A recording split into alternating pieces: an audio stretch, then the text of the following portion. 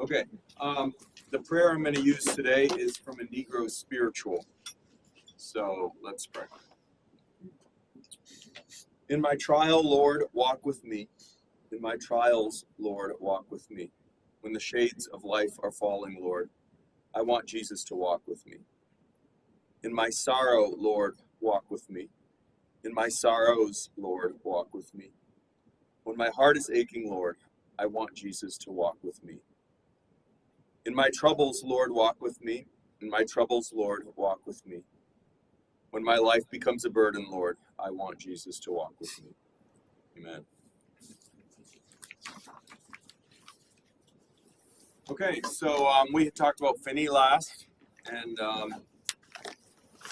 we're kind of in the middle of a section, though, on the Second Great Awakening here.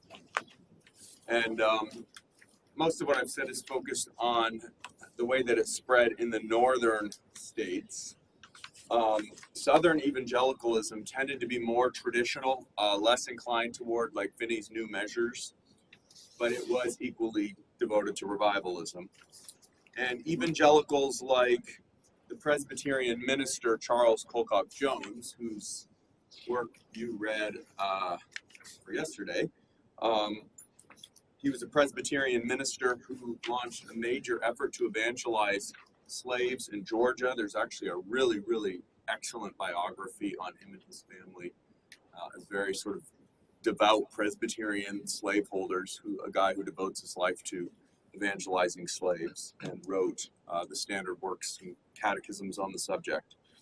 And because of people like him, and he was known throughout the South for this, this is the time when hundreds of thousands of slaves and free blacks are incorporated into evangelical congregations. At this point, they would have typically been in the same congregations, though segregated in worship. And some blacks also formed their own churches, especially early on. However, in 1831, a black preacher named Nat Turner, I don't know if you ever heard of Nat Turner, from southeastern Virginia, not that far, I suppose, from where both you and I lived, claimed that God had called him to unleash God's wrath on white people in that area. And Turner and his followers murdered dozens of whites, starting with a young infant, including women and children, before they were finally captured and executed. And this was the most bloody, violent slave uprising that ever happened in the South.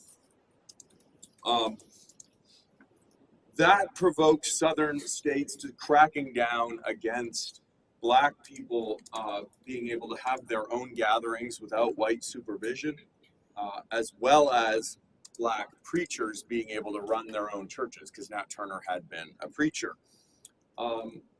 Many southern states also passed laws for the first time prohibiting teaching black people to read in schools. They passed laws requiring that a white person always be present at a gathering of black people, including churches. At the same time, historians are always quick to point out that these laws were often on the books, but not necessarily well enforced. So in practice, blacks might have continued to meet even with the knowledge of local whites who trusted them. In practice, many evangelicals continued to teach their slaves to read, and some states still allowed that. But most black churches at that point, at least formally, would have had to have white oversight or a white pastor. Blacks overwhelmingly preferred Baptist and Methodist churches.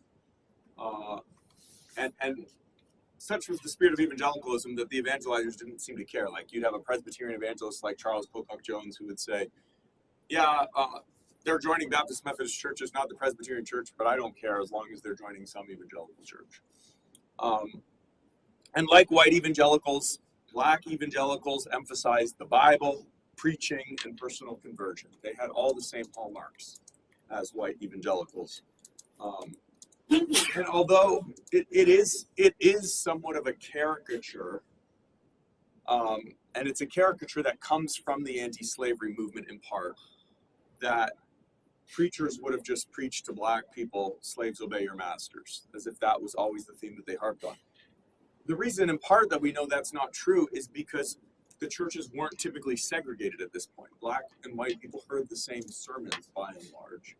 And we know a lot about what people like Charles Colcock Jones were teaching them. And they weren't just harping on slaves obey your masters. Now, of course, there were masters and probably some pastors who did that, right? So that's where the stories come from. But it doesn't mean that that was the norm. If it was, not nearly as many black people probably would have become Christians.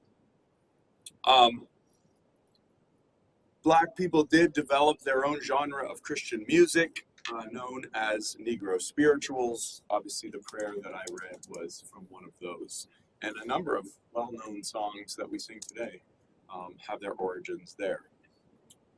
Such as On Jordan's Stormy Banks I Stand. Probably many of you have sung that song before. Not necessarily the same tune that we use, but the song itself. Northern, so that's all about Southern blacks. Northern whites also insisted on segregating black congregants. So this eventually led Northern blacks to form their own churches and then denominations because they were tired of being second-class members. So the famous story is that of Richard Allen, who founded the African Methodist Episcopal Church, which becomes the first black denomination in America. Allen was raised as a slave in Delaware, became a preacher, taught himself to read and write, purchased his freedom, and then moved north to Philadelphia. And one day he was worshiping in St. George's Methodist Church when ushers forced his black friend to leave the whites-only area while he was praying. And this upset Allen and his fellow blacks. They ended up leaving the church, and in 1814, their group, along with several other black congregations, founded the AME, or African Methodist Episcopal Church, with Allen being its first bishop. And it's fair to say that Northern black churches placed a lot of emphasis on biblical themes of liberty and equality. And, were very anti-slavery in substance and tone. Now, that could still mean a variety of different things. Some could be much more radical in what they think that means in terms of activism than others would be, but they generally would be ahead of even anti-slavery whites in terms of their open recognition of the problem of racism. So we'll obviously come back to slavery a bunch in the next lecture, but this is an important moment in at least, the fact that slavery was not it's very significant for American history that slavery was not ultimately, although it had been for a while, it was not ultimately a barrier to black people become evangelicals, to the point that today, obviously, in large numbers, they are. But at the same time, of course, today black people tend to be in separate churches than white people, and we'll see why that is moving forward. But here you're already seeing why, at least in the North, that was happening. So that's the Second Great Awakening in terms of its focus on evangelizing and saving souls. But the revivalists, especially Finney and those like him, very much emphasized social transformation as a necessary outworking of individual transformation. So they always saw this series of revivals that were going on as not just about saving souls for heaven, but about having an impact on the nation. And social reform became a major theme of American evangelicalism in a way that it never had been before. And this takes place in the context of a few key developments that we need to know. So first was the fact that it's in this period that the last state churches get disestablished. The very last ones were in New England, which you would expect. In the Anglican states, the Church of England had been associated with Britain, right? So it was easy to dismantle those ones. But the Congregationalist churches in New England were part of the heart and soul of the culture. And so the clergy there fought hard to preserve their establishment. They feared that by disestablishing, that the people were abandoning their covenant with God, and that this would lead to God's judgment ultimately on New England. And they preached sermons known as Jeremiads, warning of God's judgment if they break the covenant. but they lost their campaign. Massachusetts was the last state to disestablish its church in 1833. But notice that that's almost 50 years after the Constitution that Massachusetts still had a state church. So that's something a lot of people don't realize how long that lasted. And now that the state churches are gone, right, evangelicals, even in New England, are left with no choice but to pursue activism and active evangelism as a way to spread Christianity, but also in their minds as a way to preserve America's Christian identity. If you don't, if you don't actually get people going to church voluntarily, America's going to slide into secularism. After Finney, one of probably the most prominent pastor of the day in the North was Lyman Beecher. This is him later in life. He's the patriarch of the family here, and these are his famous children, many of whom are indeed famous. This was certainly the most famous family in America. Lyman Beecher was a Congregationalist pastor. He ends up, like Finney, going west to Ohio to advocate revival and reform. He himself was deeply embittered by disestablishment, but he eventually became convinced that it was the best thing that ever happened to the churches. So one of the reasons people study the Beecher family is because they reflect the evolution of Northern evangelicalism at this time. From Beecher, he starts out as this stern Puritan type who, when he's dating or courting his future wife, who's Anglican, he asks her in a letter if she is willing to be damned for the glory of God, and would be satisfied if she knew that that was her role, which was a good Puritan test of piety. And she said, "No, I'm not willing to be damned for the glory of God, and I don't think he would want me to be willing." And that took Beecher aback and started to get him to maybe challenge whether that was necessary to Christian piety.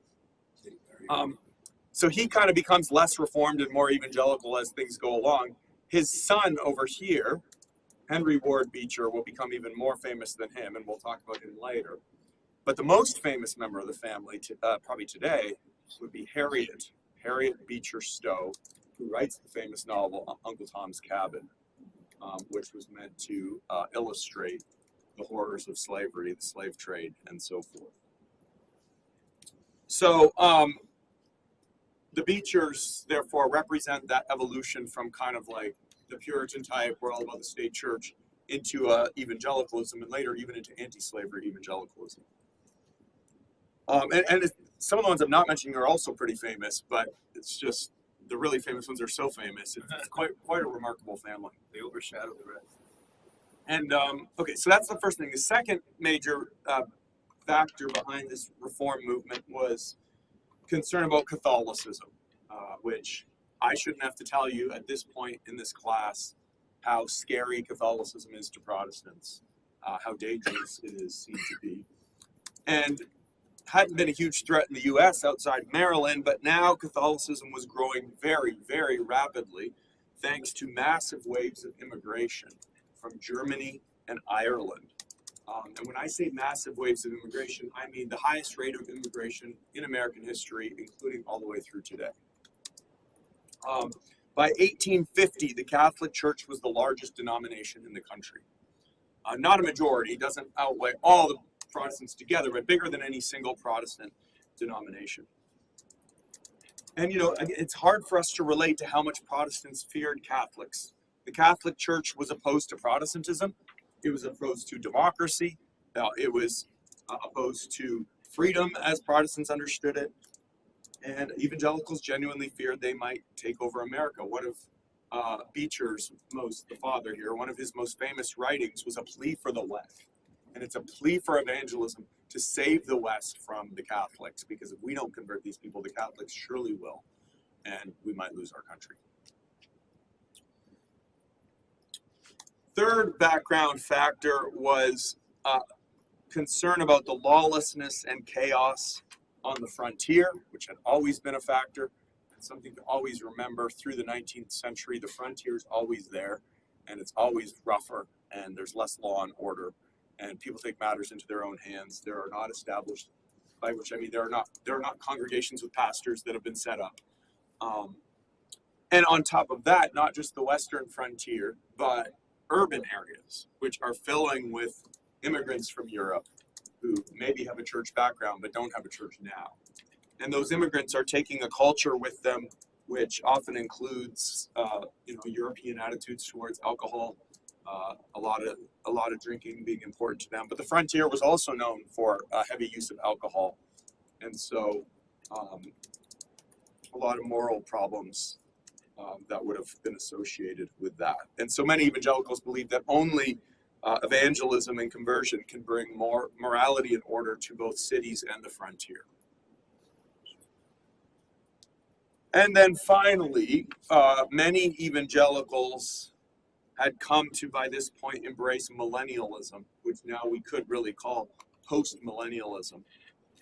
The belief that under the influence of the gospel, the world will enter a golden age before Christ's return. And this coalesces with optimism.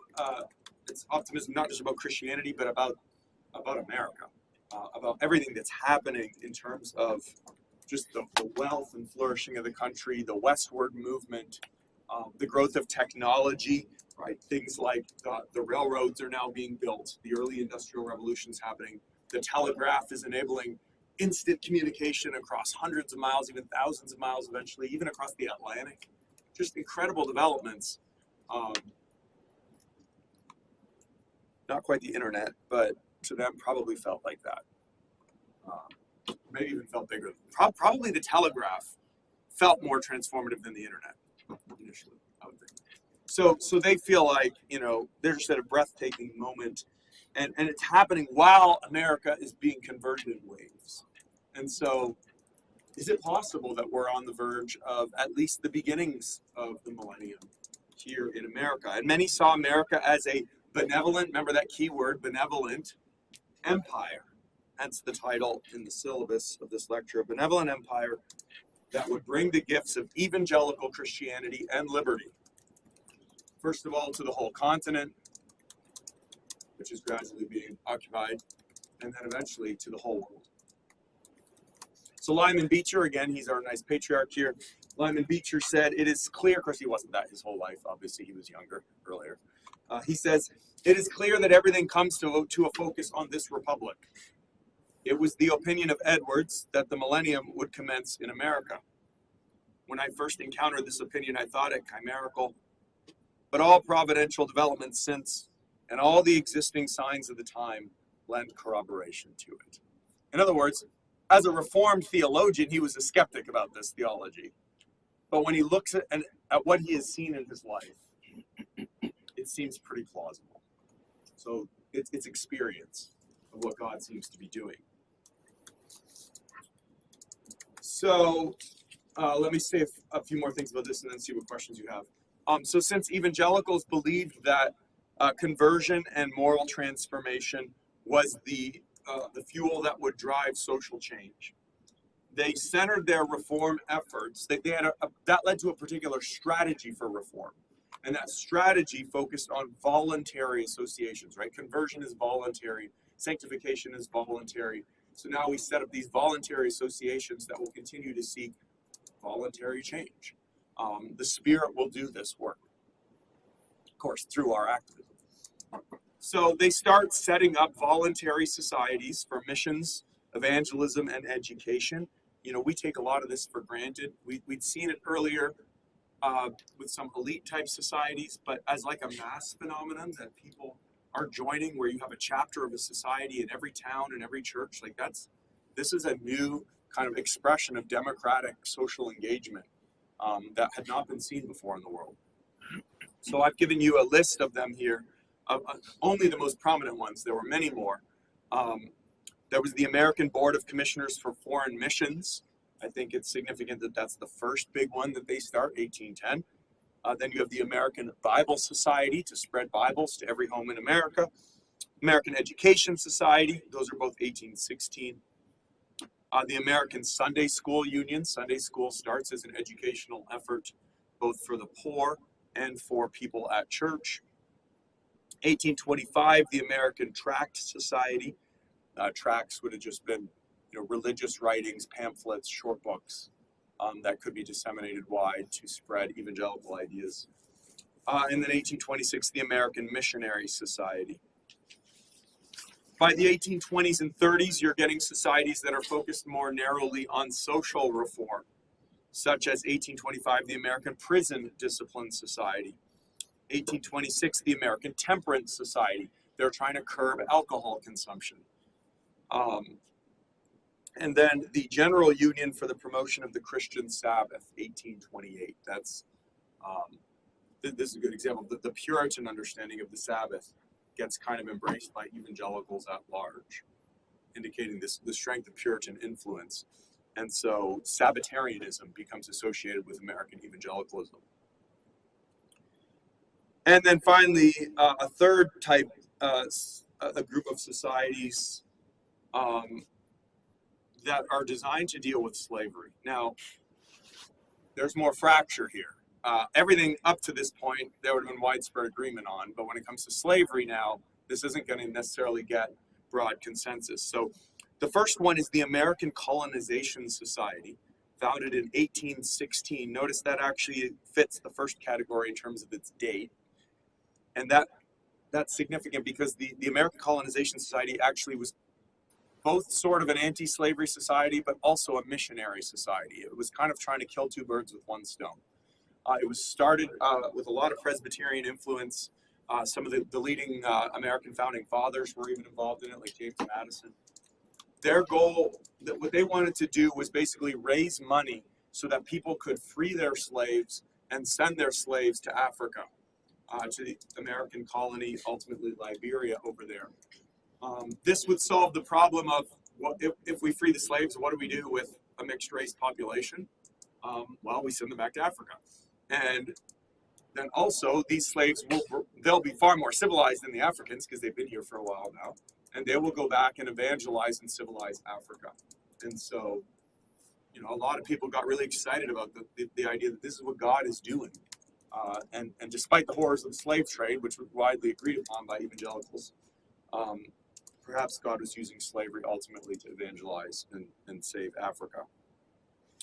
But by the 1830s, as we'll see for many anti-slavery types, the Colonization Society is not nearly anti-slavery enough. And so they formed the American Anti-Slavery Society, 1833. We'll talk more about that later. And then you get the American Missionary Association in 1846.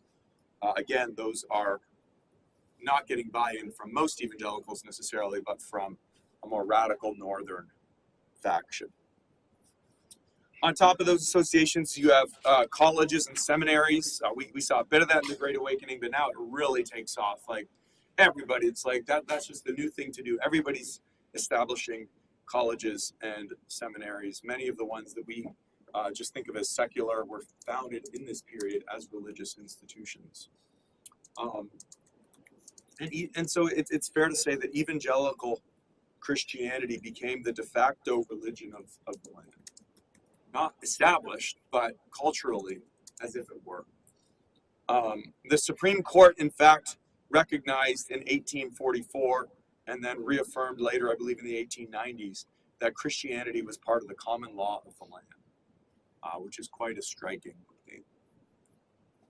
Do you have state schools being established as Christian organizations at this point, or is there already sort of that separation happening? No, so everything I'm talking about would have been religious groups doing it. They would get state charters, but they wouldn't be like public education systems, except like Massachusetts and some of the northern states will start doing that, and they will be de facto Christian institutions. But many of the states, especially the South, you don't have any public education at this time. Oh, and in the North, it's just coming in. So yeah, what I was referring to is more higher education. No, but you have state universities in South Carolina that were originally established as Christian universities. Right. Yeah, isn't much of that. Like UVA, was that was Jefferson's school, and it was secular from the beginning. Okay. But it's the outlier. Everything else is religious, and it gets the state stamp of approval, but it's not. But it's a completely private organization. Yeah. Okay. Yeah, good question. So famously, Alexis de Tocqueville, he's a French revolutionary liberal. He comes to America and spends a lot of time there, and then writes his famous book, Democracy in America, which I bet some of you have read extracts of in school or whatnot. Some shake your head, but I see some. Have you been exposed to before? Democracy in America. It's just a famous analysis of America by a European in this period. And he marveled at the contrast between America, where he says Christianity and liberty march hand in hand, and France, where Christianity and liberty were seen as hostile to each other. And de Tocqueville, as a French liberal Catholic looking from the outside, argued that evangelical Christianity and Christian virtue seemed to him to be the foundation of American freedom and prosperity. That's what he saw as the cultural foundation of everything that was happening.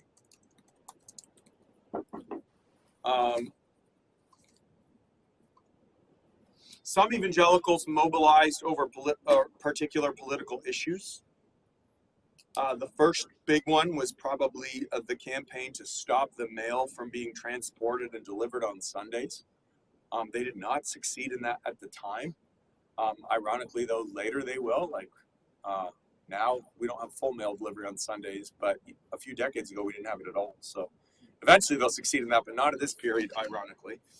There's a Supreme Court case just maybe 5 years ago About that?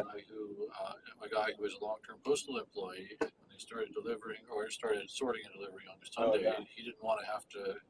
He thought it violated his freedom of religion to have to, and he was fired. Yeah. And then he sued, and the Supreme Court sided with him that it infringed on his freedom of religion to have his employer require him to. Right, which is slightly different because that's more a religious liberty thing. But yes, it comes ultimately from that.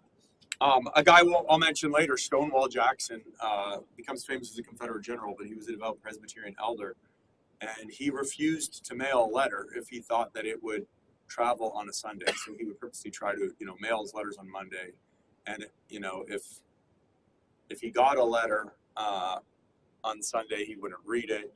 People took that very seriously. There's a lot of concern about the Sabbath in the U.S. at this time among evangelicals. A second big issue that comes up is, again, this is not necessarily a concern among everyone. Are you leaving the Be True? Yeah, but I'll give you a chance to ask about it in a second. Right.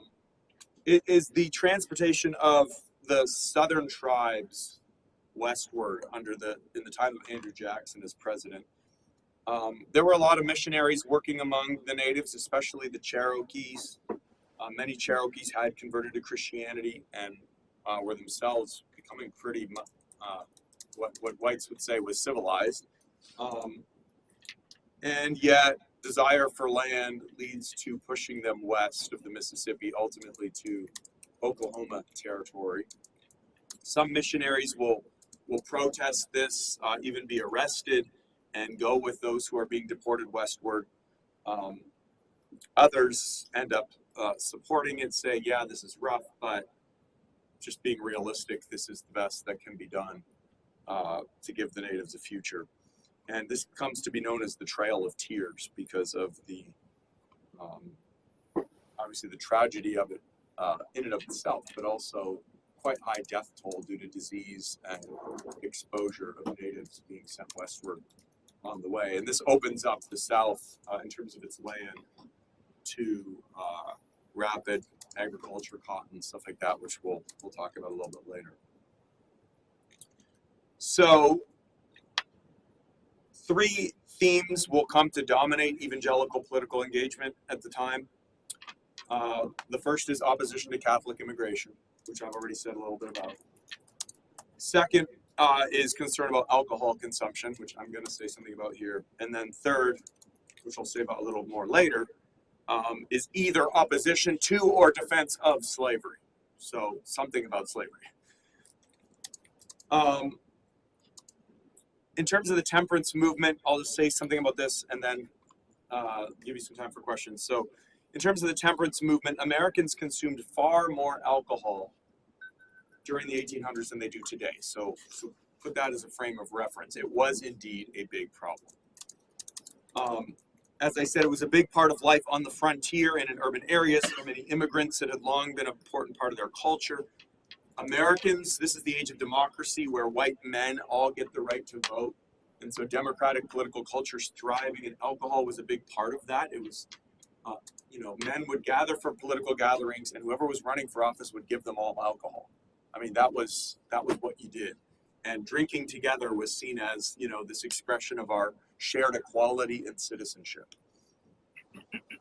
Americans above age 14 drank an estimated 6.6 to 7.1 gallons of pure alcohol per year. And the last data that I saw today, that number would be 2.8 gallons annually. So that tells you more than twice as much on average. And of course, alcoholism was connected to poverty, crime, family breakdown, all the things that you might guess. Many evangelicals see it as the primary issue blocking moral and social progress. Far more weighty to most evangelicals than slavery. At first, they advocate temperance or moderation, and typically voluntary. They'll try to get pledges from people to voluntarily reduce their consumption or maybe even voluntarily abstain altogether. Eventually, they will begin to promote political legislation. Maine is the first state that will pass a law to curb alcohol or eliminate it, and so they become known as Maine laws. And that will become a big political movement right into the early 20th century. So we'll see more about that later. And this becomes both the native issue and the temperance movement, and then later anti-slavery, all become major avenues by which women start to become politically active and raise their voice and speak in ways that would have not been acceptable before. And so that will become, controversial. Some will say, no, this is a good area for women to speak out because women were seen as morally superior in some ways to men at the time, the proper custodians of morality. Whereas other people say, no, if women start doing this, they're going to become masculine, they're going to become like men, they're going to lose their unique moral virtue. And so that's a controversy at the time. Yeah, the cultural trend was the original "Listen to Your Heart." Sorry, but that's literally like that was a big hit in the 1830s. That very song. I'm telling you, it was just such a major theme, like back to back. So, comments or questions about anything that I've talked through? Do you, or are you just scratching your head? Okay. But what are you perplexed about that?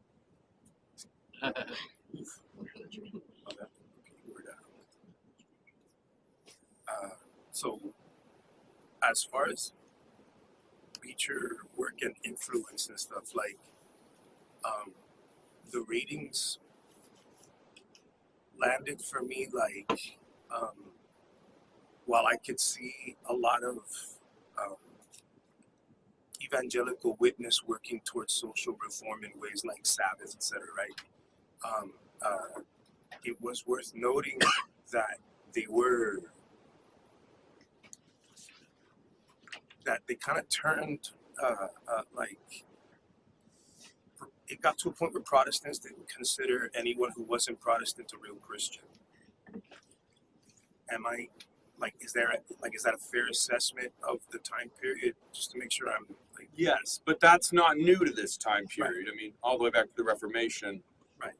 It would have been that way, especially after the Council of Trent and all that sort of stuff. But like trying to get that bigger picture of like what's going on, because like on one end, I don't want to just have a picture of a family that wrote a book and was also like working to reform in other ways, like that book that I think it's Caroline Beecher wrote. She like Catherine, probably. Catherine. Yeah, she like sold 300,000 copies like within the first year. Like that's filthy rich kind of like stuff. All of that to just say like I guess what I'm trying to get at is that it seemed that while they were fighting against slavery and kind of like battling hegemony to a certain extent, it's hard to not notice how the theology gets co-opted to a certain extent to kind of benefit and progress either political or social ideologies that are. Yeah, I'm gonna shut up now.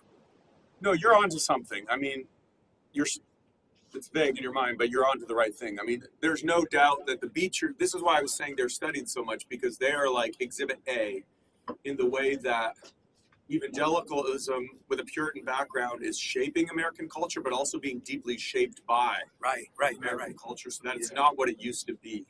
Because like Karen Beecher Stowe will become less and less orthodox as her life goes on, and towards the end, it's like she's got a lot of questionably so. Okay. Some of the Beechers are more orthodox than others. Just like Henry Ward Beecher is basically like a Protestant liberal by the end. The father would have been more orthodox, but the father. So I'm about to talk about Presbyterian schism. So remember the plan of union, Congregationalists, Presbyterians come together.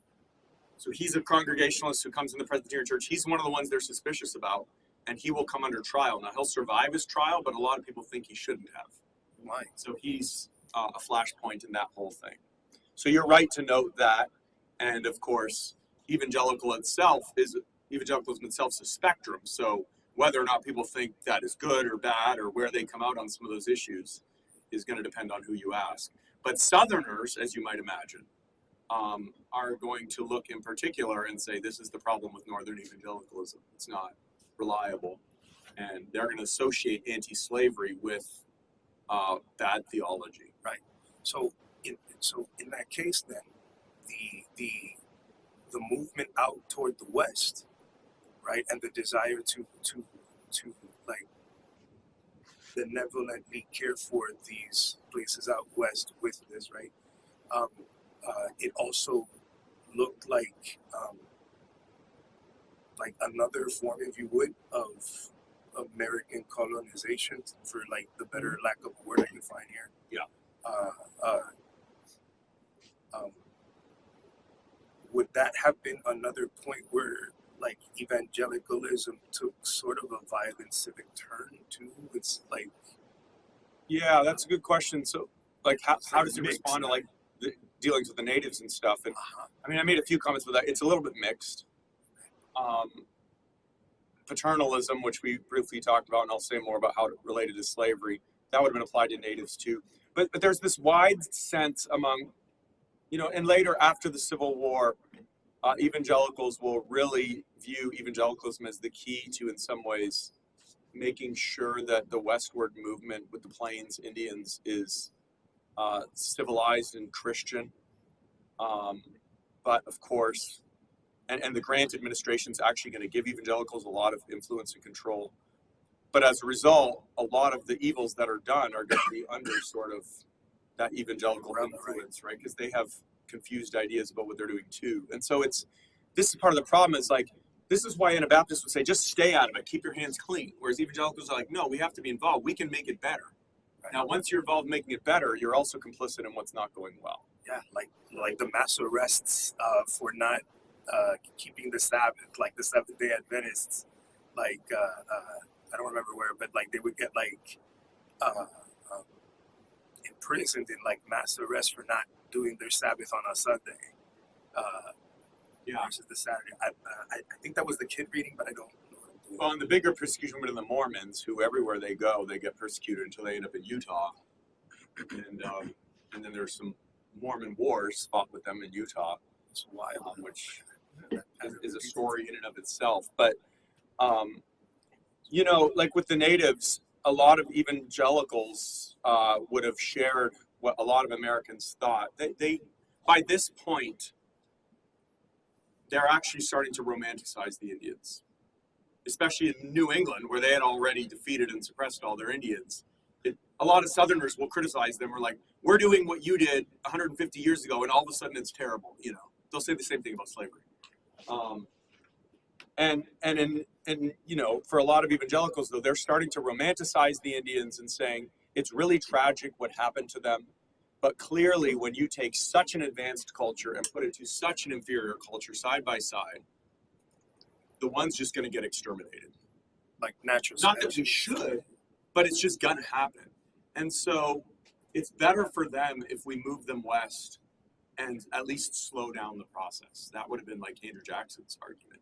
And Andrew Jackson was a Presbyterian, although it's never quite clear to me how What is a Presbyterian? how much he knew and understood, and maybe later in his life he becomes more that. But it's an interesting case. So it's Christians and their social and political ideas are of course influenced by their times, as we are too, and so it's but it doesn't mean that they're like self-aware of bad motives.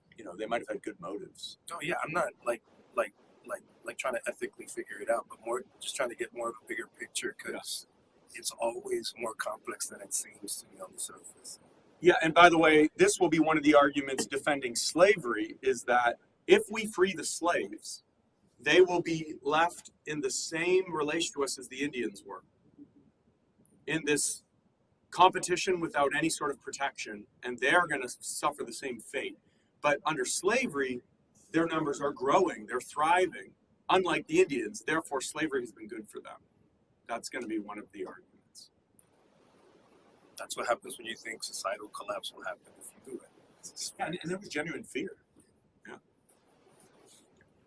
So a few times you've talked about Christianization and civilization going hand in hand, like when you talked about sending slaves back to Africa, right? They've been Christianized and they've been civilized. So can you talk a little bit about how those got scrambled together like that? Because it's not, it doesn't seem inevitable to me. I mean, especially if you look back at early Christian history where people who converted weren't necessarily the most civilized people. Yeah, but most Christian Europeans would have said that the Middle Ages was a history of that civilizing process happening. Okay. And so, like the John White in the chapter that I had you read from the Wars of the Lord, he'll say, just as the Roman Christians came and converted us, and then we were gradually civilized, and it took centuries. So now the same thing is happening where we're taking Christianity to these other groups. So Roman Christianity was seen as civilized. The barbarian Germanic tribes were not. They're converted, and this gradual process of civilization happens. So when the Europeans encounter other groups, and they are in a technologically advanced culture for sure in many ways, they see the key reason why their culture is superior is because of Christianity. Right. And so remove Christianity, and the whole thing will collapse in their view. And I don't think they're 100% wrong. I just think they weren't 100% right either. Like, it's hard to disentangle what culture is from Christianity and what's not. And for them, it was all the harder with less historical perspective than we have, I think. So, I mean, I have the same questions today. Like, if you remove religious convictions from the foundation of like ideals of liberty and equality, for instance, the fact that we're made in God's image, how long will we be able to hold on to even democratic values? I think that's an open question.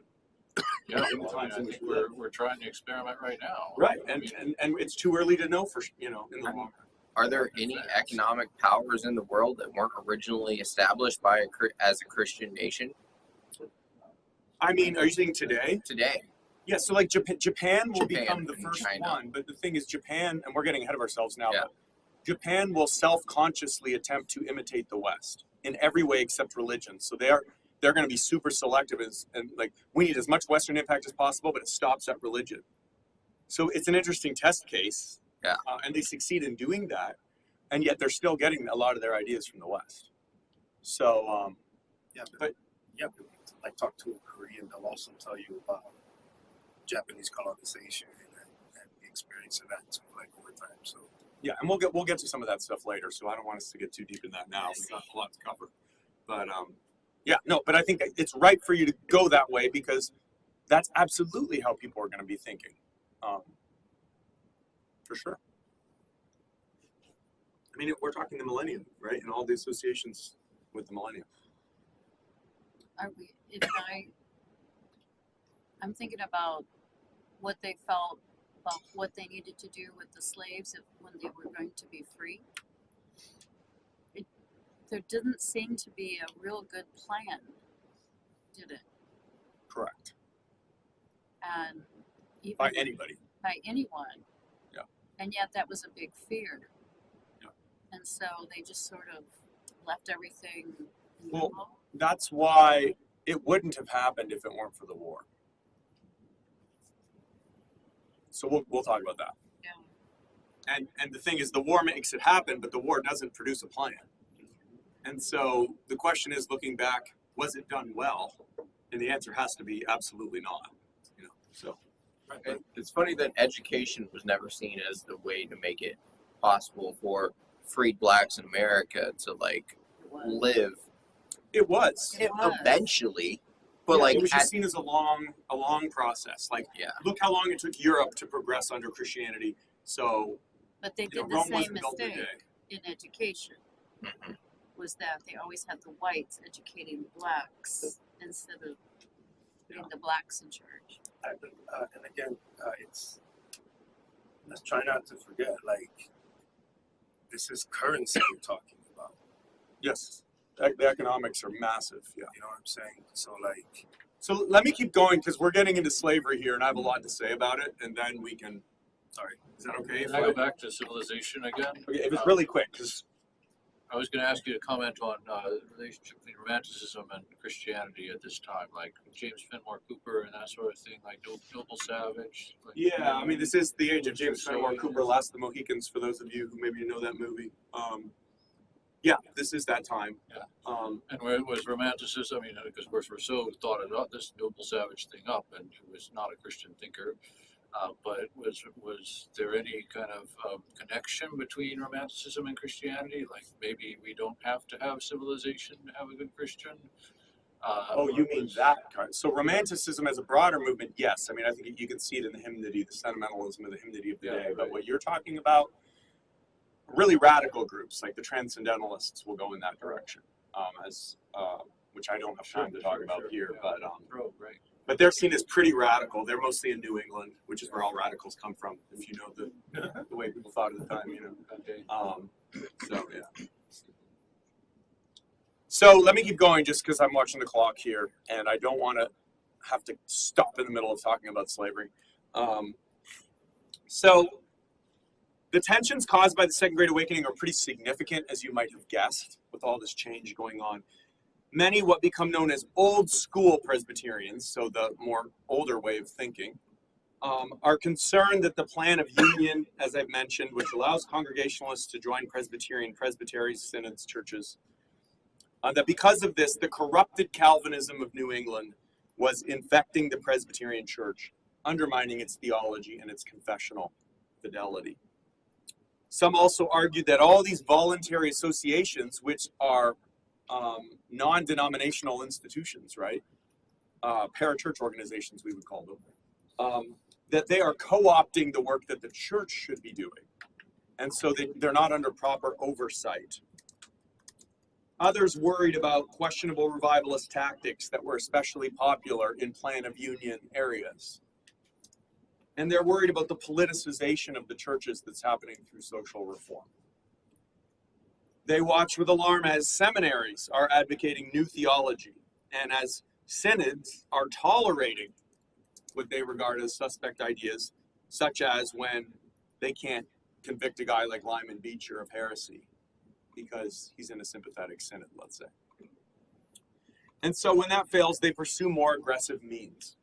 And at the General Assembly of 1837, the old school manages to muster a slight majority. And they use it.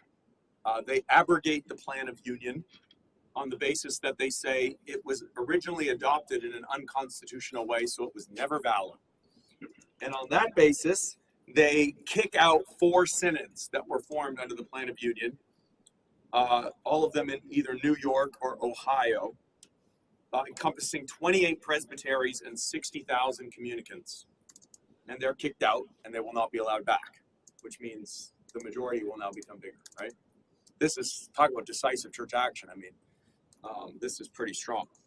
And there's a lot of people who are upset about this, even people who share maybe old school theology. And so they will leave the denomination too in protest. In total, about 100,000 people, nearly half the Presbyterian Church, will leave and form a new school Presbyterian denomination. And so Presbyterian essentially splits right down the middle.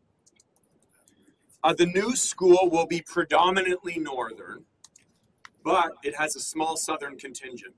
The southern contingent being the ones that are protesting lack of due process. The old school tends to be pretty well balanced between the North and the South. But what that means is the South's going to have a lot of influence in it. But both denominations were evangelical. Both supported revival and reform. And in many ways, most new school pastors would have still taught historic Presbyterian theology. It's more about what they're willing to tolerate.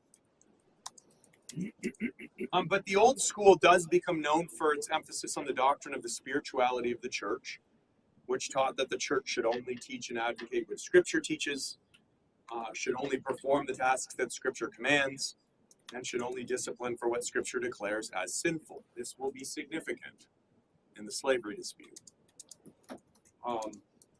And the old school would have said all the social reform stuff is good work, but the church shouldn't be doing that. That should be Christians doing that in the world on their own. So we'll come back to some of that Presbyterian stuff. But from this point forward, Presbyterians are split into basically two big halves. So this brings me to slavery. And it's important for me to start by talking about making some generalizations about slavery so we're somewhat on the same page.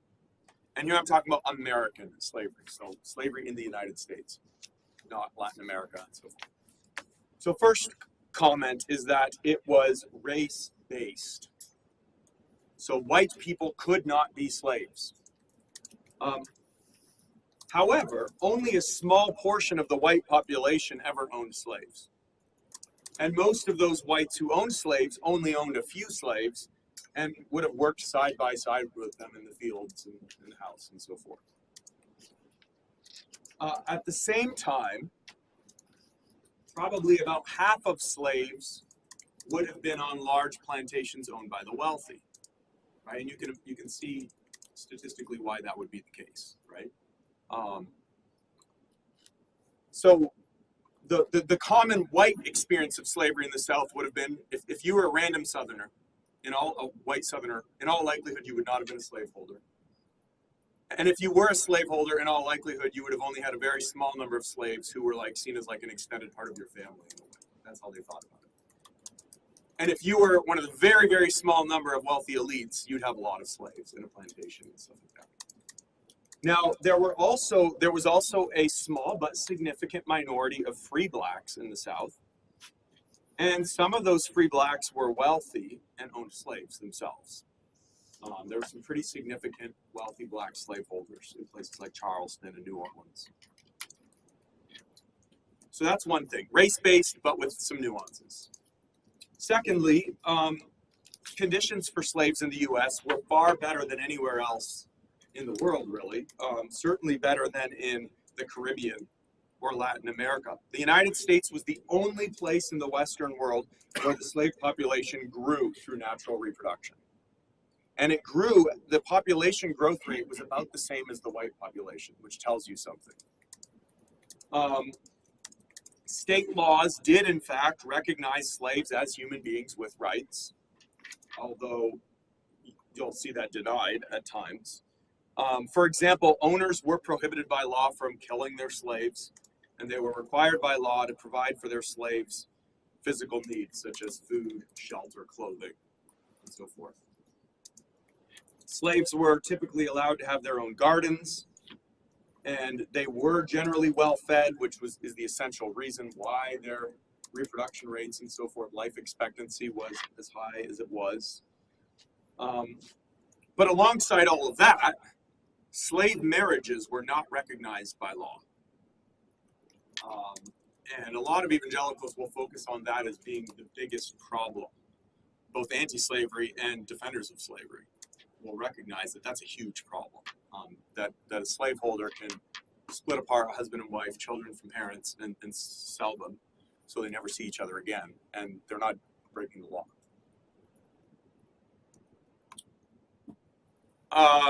Third set of observations, you don't have to worry about my numbering, but various evils that we associate with slavery were common even though that doesn't necessarily mean they were the majority experience. And you got to be careful here, but I'm talking about things like the sexual exploitation of female slaves, the breakup of families through sale, and brutal forms of punishment.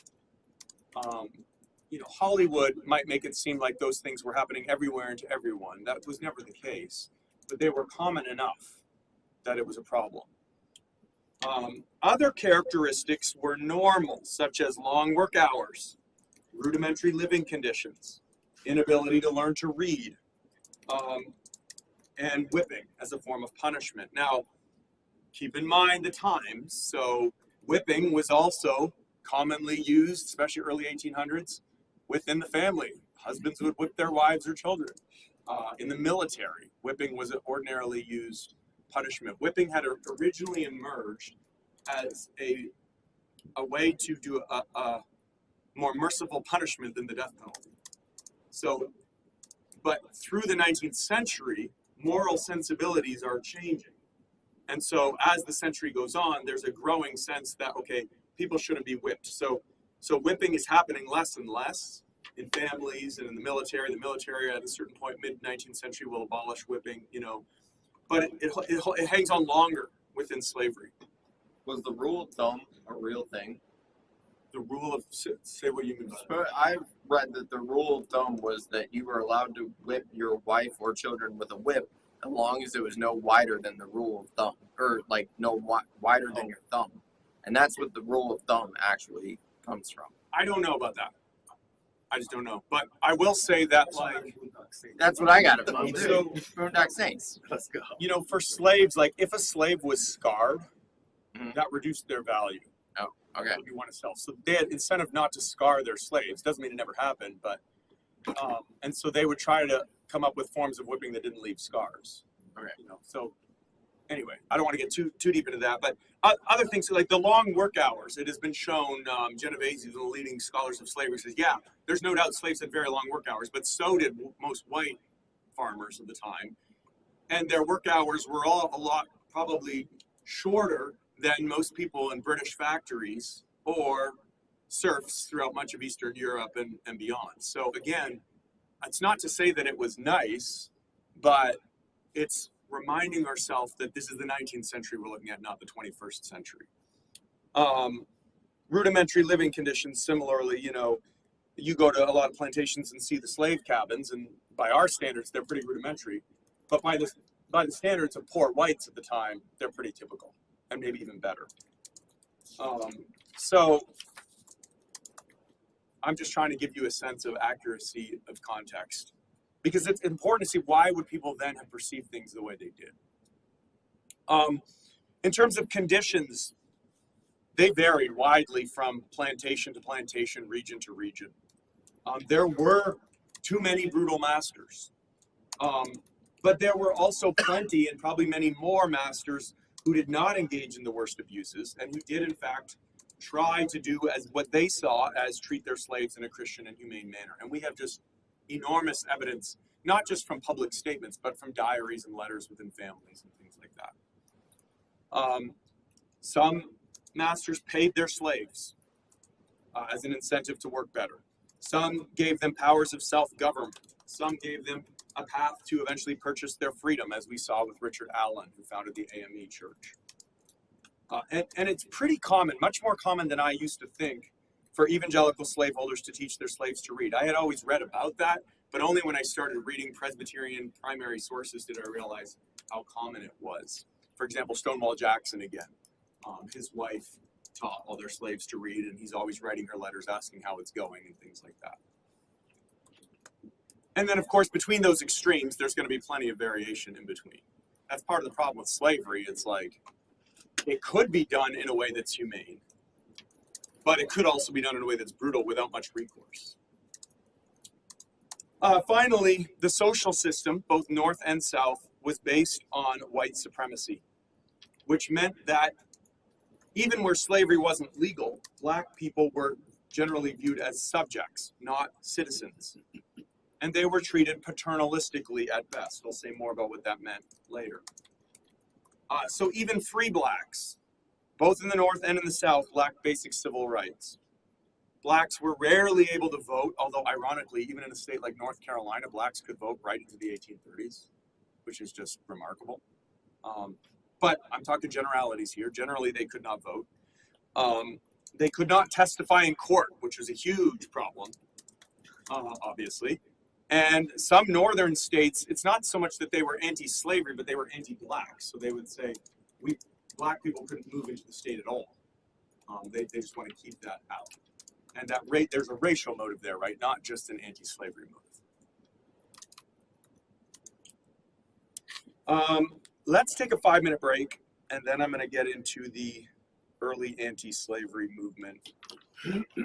So I know it's tight, but let's try to keep it at 5 minutes just because of what I know I have to get through yet, and it's important stuff. So, Do you have an outline for this? oh, I'm sorry, I forgot to give you it's right here. It's on Canvas as always. The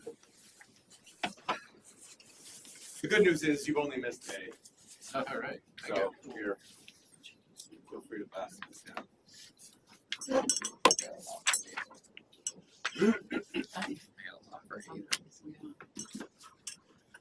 Turner's fourth grade history. I believe that. Did you get to read his confessions? No, never have. Did you Yeah, want he one? did an interview before he died, before he was executed. And historians have debated, how accurate is it?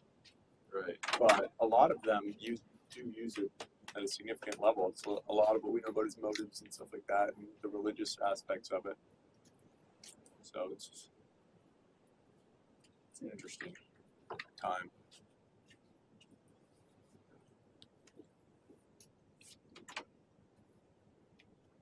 And that bled over into North Carolina too, a lot of it, because it's Southampton County, I think, which is right on the state line. So it created a lot of panic in eastern North Carolina. And the militias that would have cracked down on it came from both states. And it provokes huge debates in the Virginia legislature. I don't know if you studied that, but there were big debates in the Virginia legislature in the 1830s about whether to come up with a gradual emancipation plan. And sometimes it's referred to as the last time a southern state seriously considered doing that. That's not quite right, but it's high profile. Yeah. And one of the motives is the Nat Turner uprising. That Yeah. it just reminds Virginians like what's at stake. Yeah. But they aren't able to resolve the problem of, well, two problems really. One is if we free the slaves, what's going to happen to them? But the second problem is the economic devastation that it will cause the state to emancipate half its labor force. I mean, your money invested in that, like, where's the funding for that going to come? It's just going to wipe out all that property value. So, I mean, it's easy for us to be like, well, that's not a good moral criteria. But in politics, as you know, like, that's going to be a. Yeah. So it really was the case where there was a lot of desire to do it, but the cost of doing it, both socially and economically, was seen as prohibitive. Yeah, I think that we pretty much skipped from Nat Turner to John Brown. Yeah. But That tells you how history's taught, right? Like, there's problems with that, I think. yeah.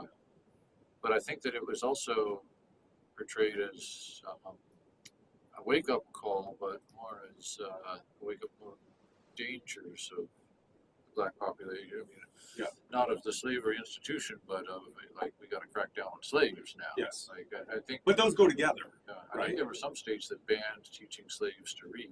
Yes, that's when it happens after Nat Turner. Yeah.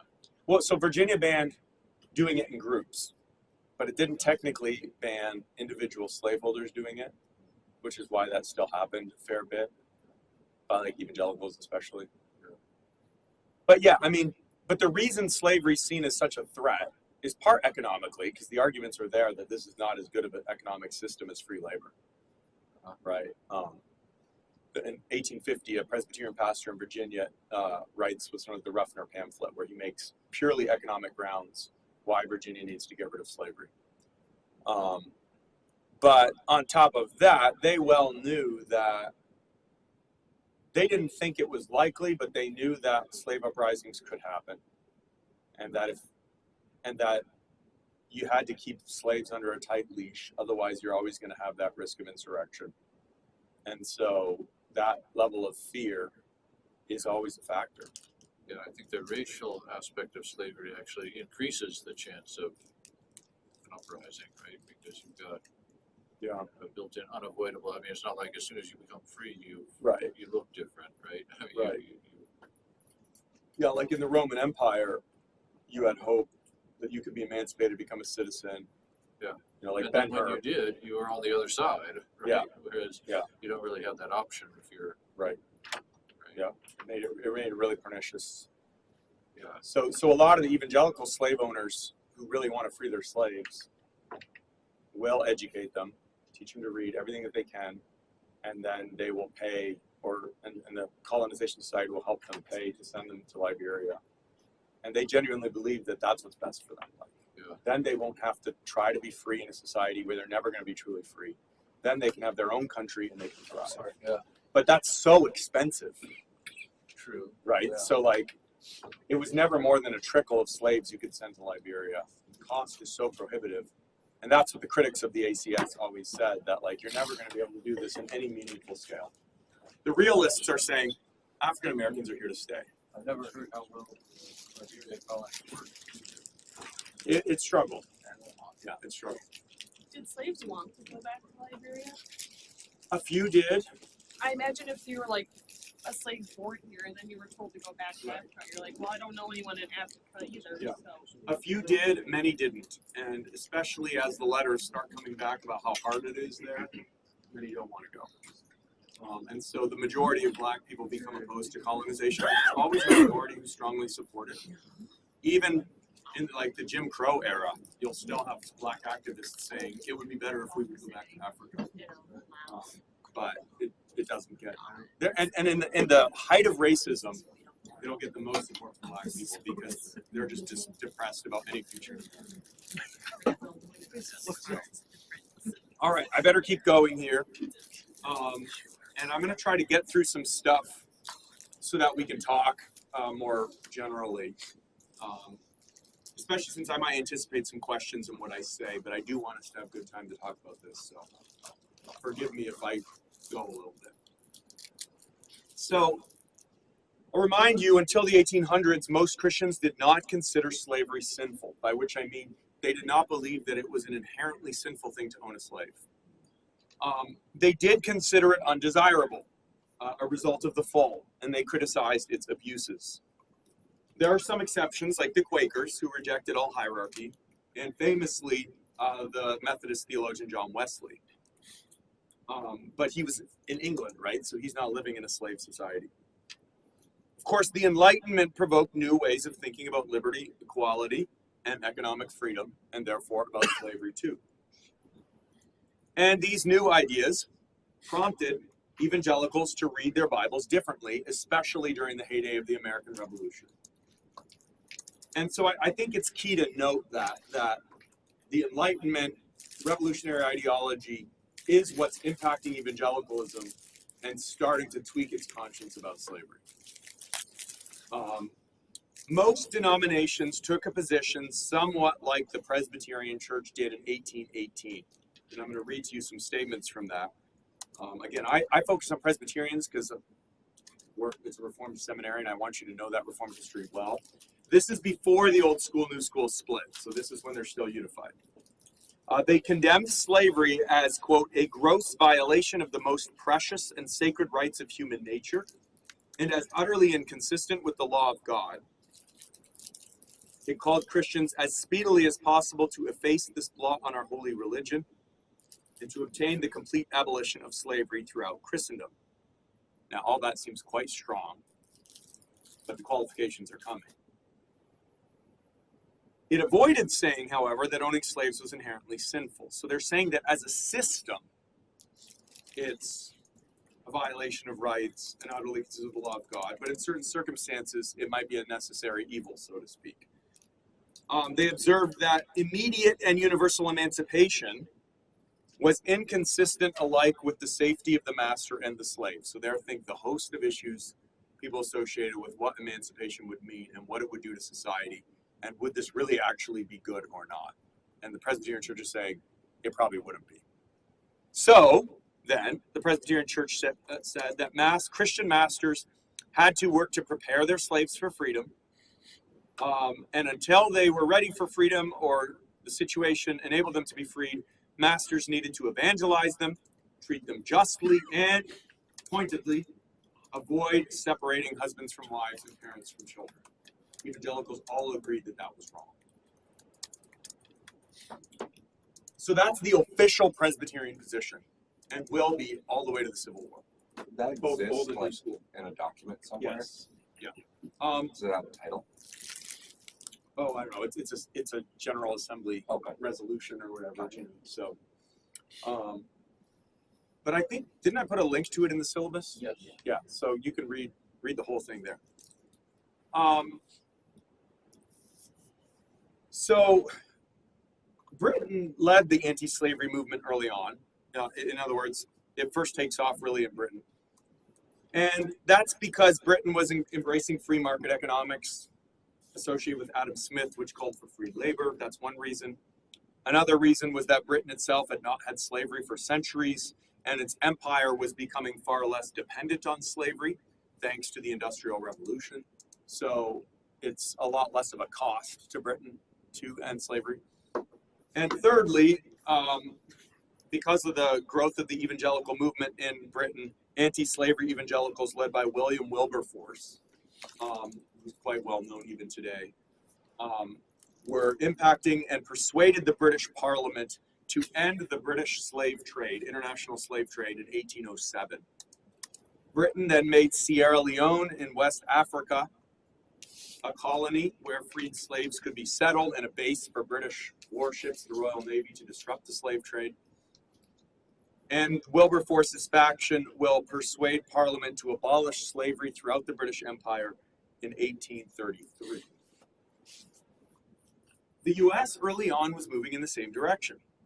The northern states had all begun emancipating their slaves by 1804. Now, emphasis on begun. School books will just say, oh, these are the free states, these are the slave states, but it was a gradual process. So there were a decent number of slaves still in the northern states, at least through the 1830s. New Jersey still had a few slaves at the end of the Civil War in 1865. The last slaves freed in the United States were in New Jersey, which is a weird thing. It's a quirk, but it gives you a feel for how things were happening.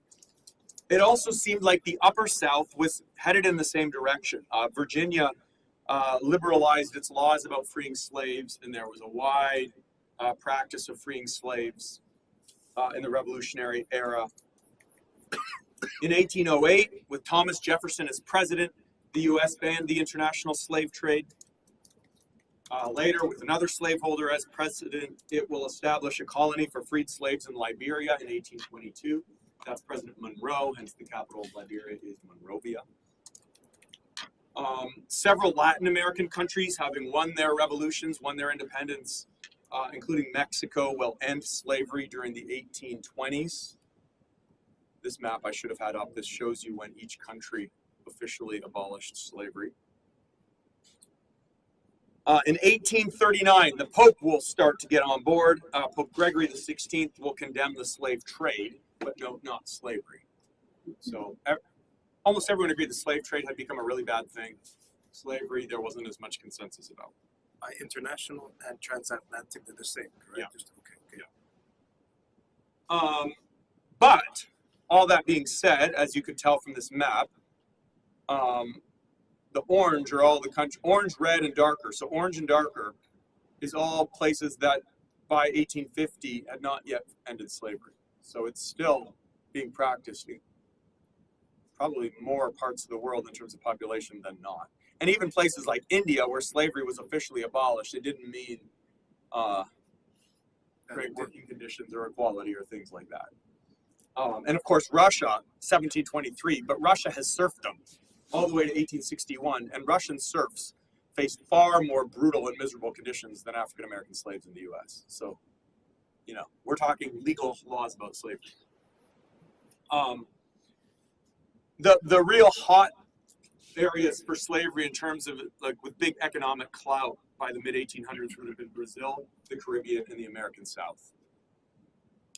And unfortunately, by this point, slavery was reviving in the American South.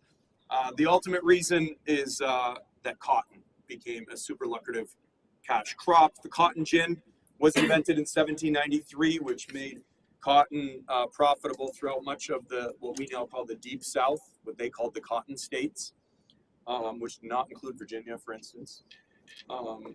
Cotton has been referred to, with probably only slight exaggeration, as the oil of the 19th century, because cotton is what fueled the Industrial Revolution. The British Industrial Revolution was led by textiles, and textiles obviously need cotton. So with the cotton boom happening in the US, all these lands opened up because the natives have been driven out, right? The value of slaves skyrocketed.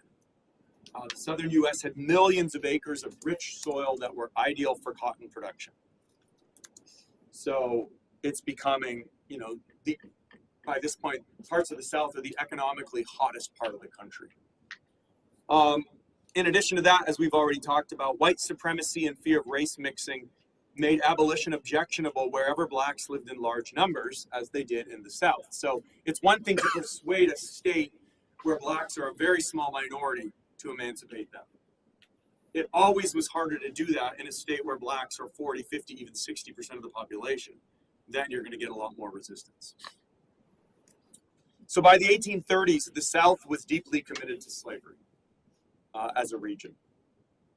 The most radical critics of slavery were free Northern blacks, including black pastors and churches, which were active in helping slaves escape to freedom, a phenomenon known as the Underground Railroad, and then it would publicize their stories. And a lot of the way the North experienced slavery was through the narratives of these escaped slaves, which means you have to be careful, because it means these are the people who are getting away. Often they're fleeing the worst types of situations. They were a sort of propaganda, right? So the anti-slavery literature is there with a polemical edge to it. And Southerners will read that literature and they'll be like, this isn't fair to us. We're not all like abusing our slaves like that. And you're condemning all of us as being wicked people. So the other thing to realize is the Underground Railroad, although we valorized it, we study it, all that kind of stuff, it's a pretty small scale operation. And it's not literally an Underground Railroad, in case you were wondering. Oh, come on. Cool as that would be, there was no subway system. But this deserves to be said. Black people were usually the only voices who got to the core of the issue, which was race prejudice. Blacks were usually the only people consistently advocating full equality. And of course, black voices got very little attention among white people. It's not until the 1830s that white anti-slavery people start to move in a more radical direction. And that's when you have the emergence of what we know of as the abolitionist movement. So abolition meant that you believed that slavery was inherently sinful, that you cannot be a Christian and own slaves, and that slavery has to be abolished immediately without any compensation for slaveholders. So it's a radical position if you know the context of the times. It's basically saying, this is such an overriding moral imperative that we have to do this right now, and to hell with the consequences. So what's interesting about that is the British abolitionist movement did not oppose compensation for slaveholders. British slaveholders were compensated. And so that eased the process. And, it's abolitionists in America say, we can't compensate them, because if we compensate them, then we're saying that they have a just title to their slaves. But of course, politically, that kind of kills the movement. In 1840, abolitionists split into two factions, a more radical faction and a more evangelical conservative faction.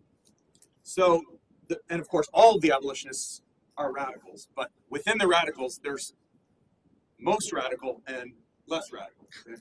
So the most radicals are the ones represented by the American Anti-Slavery Society, or AASS. And they're led by this famous man, William Lloyd Garrison. He was from New England, of course.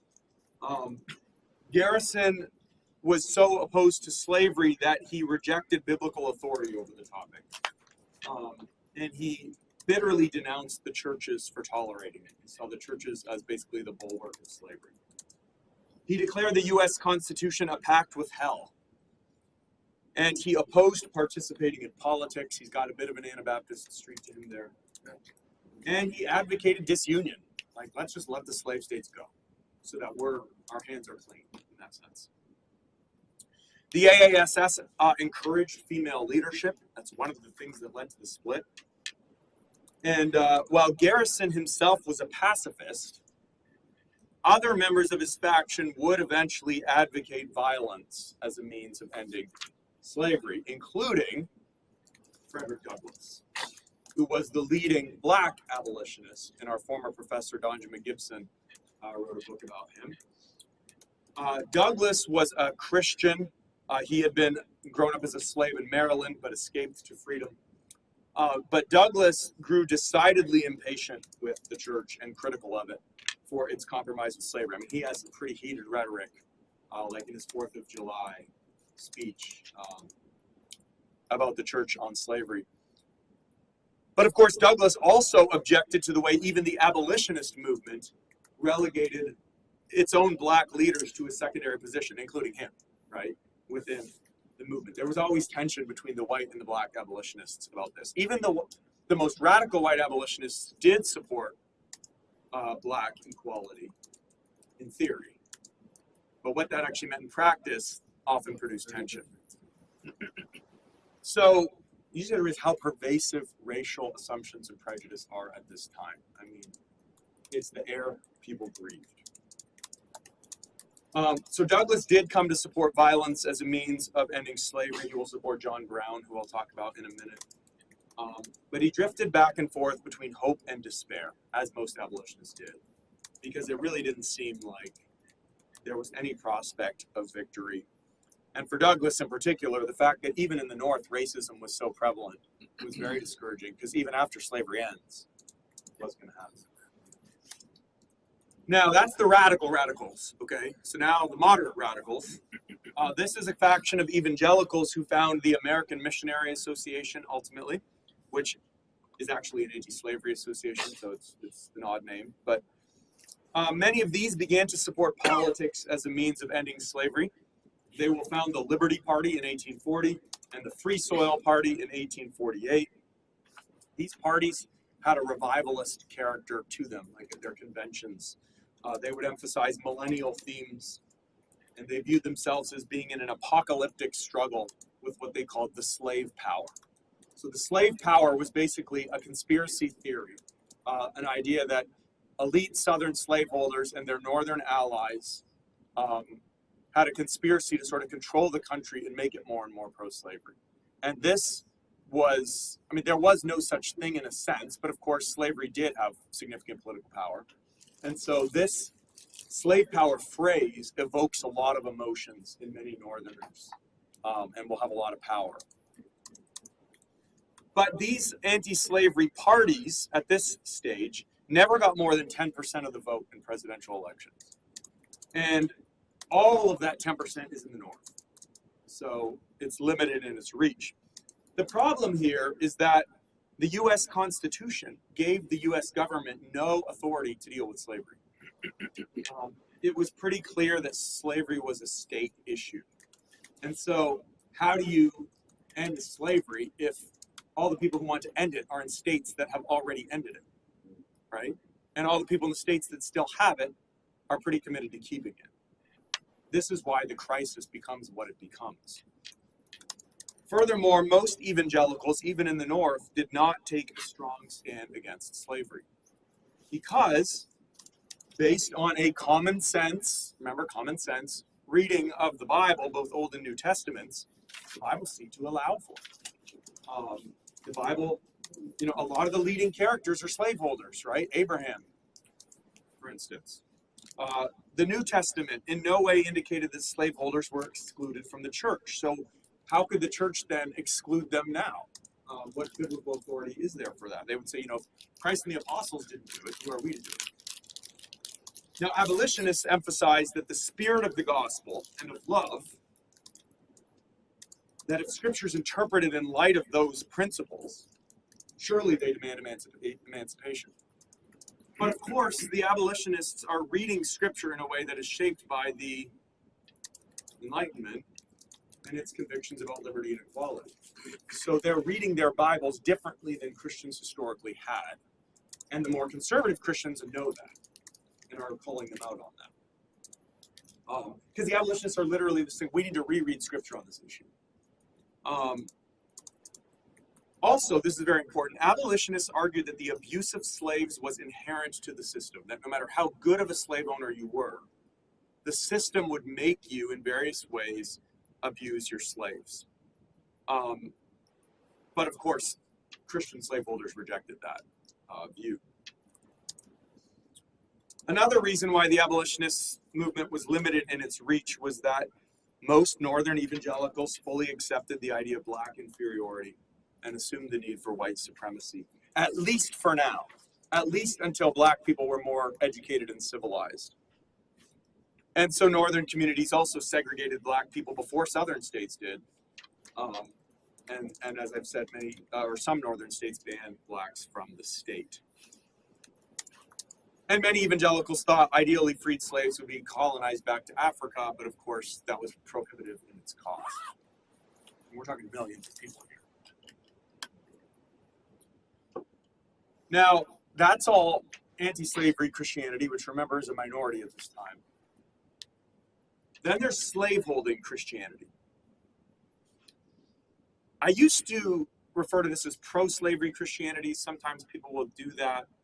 Unfortunately, that misses a nuance, and this is the nuance, that by the 1830s, some secular Southern voices had begun to defend slavery as a positive good, not just as a temporary necessary evil, but something that is a positive good for all time. But Southern evangelicals did not usually do that. They rejected that strong pro-slavery position. What they did do, however, is they defended slavery as a necessary evil or even a relative good. In other words, it's a good in the circumstances that we are in. They agreed that slavery was a result of the fall, but they argued that it was not inherently sinful to own a slave. And so they said, as long as it's practiced in accord with biblical principles, and as long as it's appropriate in a particular context, it's justified. So hence and you see this all through their writings. They are really upset the way abolitionists characterize slaveholders. Because abolitionists would often launch their attacks on the character of slaveholders. They would demonize them. And that just alienated Southern evangelicals because they're like, well, I don't abuse my slaves, I protect slave families. I'm teaching my slaves to read and write. My slaves go to church with me, So you can see how this would happen, right? How people would have these views. Now, this evangelical approach that, evangelicals were basically like, yeah, some of these criticisms of the abuses of slavery are right. And so that makes it all the more important for us to evangelize our slaves and Christianize the institution. And this is what becomes known as paternalism. Paternalism was a Christian effort to basically Christianize slavery. They asserted that slaves were human beings made in God's image, who therefore needed to be evangelized and treated as humanely. That meant ensuring their physical well-being, not punishing them harshly, protecting their marriages and families, and perhaps teaching them to read. And you saw that in the Thornwell reading if you got to it. Thornwell is the leading Southern Presbyterian theologian of his day, and perhaps the leading Southern theologian of his day. Pretty major voice from South Carolina. Southern evangelicals argued that slavery was necessary in the South because, and here's where the racial part comes in, African Americans were not ready for freedom, let alone equality. And they argued that slavery was God's providential means. That God in his providence has put us here. We might not have wanted it, but here we are. And so it's our task now to use this social arrangement that we have for the good of the African American people. That's their argument. And that if we just free them like the abolitionists want us to do, it will not be for their good or ours, because it will lead to all this chaos and violence and so forth. Thornwell himself argued that the abolitionists, and he's typical here, relied heavily on Enlightenment reasoning, and that their churches were basically preaching rationalism rather than scripture. So he's kind of using a sola scriptura type argument here. He said the church has no right to preach the liberal ideas of liberty and equality. The church needs to preach the word of God alone. Now, sometimes this is characterized as Southerners saying that the church is not allowed to talk about slavery. That's not true at all. What they said is churches are only allowed to say about slavery what the Bible says about slavery. And since the Bible doesn't explicitly condemn slavery, the church can't do that either. Well, what does the Bible do? They said, well, the Bible tells masters and slaves what their obligations are to each other, right? Think Paul's letters. And so that's what the church ought to do. The church's appropriate calling is to teach the Christians in its pews, masters and slaves alike, how to treat one another in a Christian manner. Evangelicals insisted that a master did not own the slave as a person. In other words, they would concede you don't own a human soul. And the type of ownership you have is not the same as the type of ownership I have of this cup, or that you would have of a horse, right? There are different types of ownership. And so your right to the slave is limited by your knowledge that it's a human being made in God's image and you're accountable to God for how you treat the slave. Again, this doesn't mean this is what everyone was doing. I'm saying this is what evangelicals were teaching in the South. And so it's helpful for us to know that. They did, this campaign picked up steam as the pre-Civil War era went on, where they advocated laws to prevent abuses, especially the dividing of families. And they were optimistic that over time Christianity was transforming slavery and would continue to transform slavery into a benevolent institution, that key word, benevolent again, that would school blacks and prepare them to one day, somewhere, be fully equal, which did not mean integrated necessarily. So these are pretty incompatible views, right? What I've just articulated. If you're an abolitionist and you're a slaveholding Southern evangelical, there is no common ground really there when it comes to this issue. Now, there are people in the middle. Most Northern evangelicals would have been somewhere in between those two positions. But what this leads to is churches start to split over the issue. So abolitionists begin to say that unless we withdraw from any communion with slaveholders, we are complicit. And so they leave even the northern churches, they leave them and set up small radical abolitionist denominations. So there was an abolitionist Presbyterian group, abolitionist Methodist group, abolitionist Baptist group, and so forth. In response, other northern anti-slavery evangelicals who are maybe not quite abolitionists, they're like, man, we better tighten up our opposition to slavery or we're going to keep losing people to the radicals. And so anti-slavery evangelicals start to push their denominations to enact stronger policies, which of course alienates their southern wings. And their southern wings then accuse them of politicizing the church, of trying to discipline over matters that scripture doesn't allow them to discipline over. So in 1844 and 1845, the two biggest denominations in the country split on north-south lines over slavery, the Baptists and the Methodists. For the Baptists, who were pretty decentralized to begin with, the one thing they really did together was send out missionaries. And when it became clear that the Baptist convention structure would not commit that it would send out a slaveholding missionary, the Southerners withdrew and formed what is today America's largest denomination, the Southern Baptist Convention. For the Methodists, the issue is over whether a bishop could own slaves, because a bishop was seen as a representative of the whole denomination rather than just a local area. And so there was a bishop in Georgia who had not been a slaveholder, became a bishop, then married a wife who had some slaves that he inherited. And Georgia law prohibited him from freeing his slaves. And so he basically said, I can't do this. And the northern wing of the church said, well, then you can't be a bishop. and which the southern wing of the Methodists withdrew and formed a Southern Methodist denomination. Remember, the Presbyterians had already split, though not over this issue and not on north-south lines, but that meant that there were two Presbyterian bodies wrestling with this.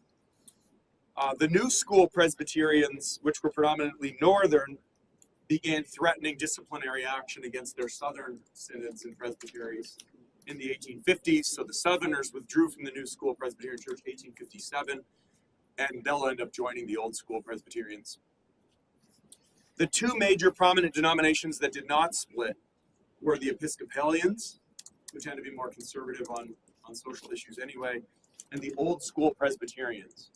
The Old School Presbyterians' doctrine of the spirituality of the church meant that they agreed, North and South alike, that the church should not be debating the question of whether slavery should be allowed or not. It should simply focus on the duties and obligations of Christian masters and slaves. So let me just pause there a moment, although I do have a bunch to do here yet, but I think it's an important moment to pause. Comments or questions about the views on slavery? Do you think it's just a coincidence that England banned slave trade in 1772, and then 4 years later? 1807. Well, no, they did something in 1772. They banned slave trade, didn't they? It's 1807. You might be thinking of a court ruling. Somerset court ruling. The Somerset Court ruling in 1772. Yeah. Even on your map, though, doesn't it show? Yeah, 1772. The Somerset court ruling was, I think, made the claim that if somebody was on British soil, they were free, as in England and Scotland. So they banned slavery in England? Well, it was more a recognition that it had been not practiced for a long time. But so if a slave is brought here, they become free. Okay. That's what the Somerset decision, I think, did. But the slave trade and slavery to the British Empire was still allowed.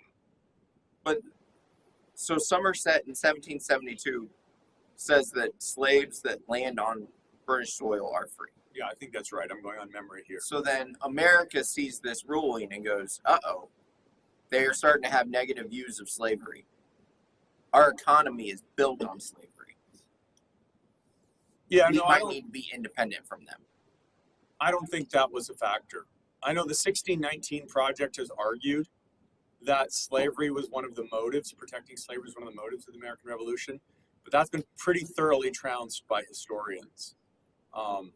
And you can read, pretty much any historian worth their salt, and a lot of them have written letters and stuff on this. And that is one of their primary objections to the 1619 Project, is that it has distorted American history to try to make it seem like it was more about slavery than it really was.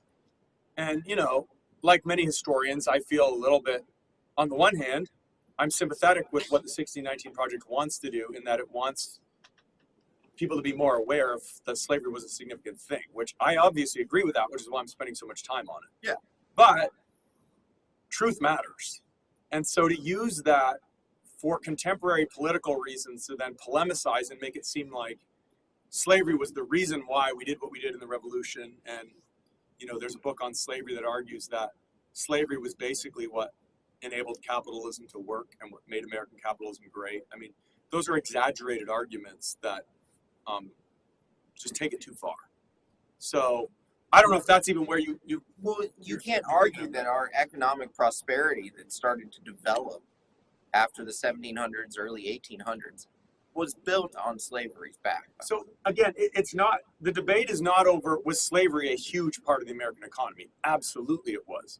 The question was, can you reduce it all to slavery? And so, like, the book The Half Has Never Been Told, for instance, is one of the best-selling books on slavery. I mean, he comes out with some funky stats about, this is the portion of the American economy that was about cotton. But then he adds all the other parts of the economy that interacted with it and basically makes some outlandish claim, therefore, of how much of the economy was really driven by, 1 million slaves who worked in the cotton fields. Well, that's really bad economic reasoning, because I don't want to get into economic abstractions here, but you're ignoring all the labor of the other people feeding in. You're ignoring the way that the cost of products and stuff like that brings in different types of labor and different resources. It's just really problematic. But but like that historian, for instance, even though it's a New York Times best-selling book, even though he's at an Ivy League school, he admits in the book that he's kind of believes that activism should drive history. So I just think in the long run, though the people who want there to be more attention about what African Americans have suffered in slavery and all that are not doing themselves any favors if they continue to exaggerate things. Our allegiance has to be to the truth. And there was one historian who famously said that, like, what the oppressed need more than anything else is the truth. And if you spin something about them, there's going to be a backlash, right? And it'll leave us in a worse place. So one of the reasons many conservatives are super suspicious about even some of the stuff I'm saying here, or like my book, The Wars of the Lord, I got some pushback from conservatives on that. They're suspicious because they think, oh, that's just woke stuff. And we know what the woke people are doing.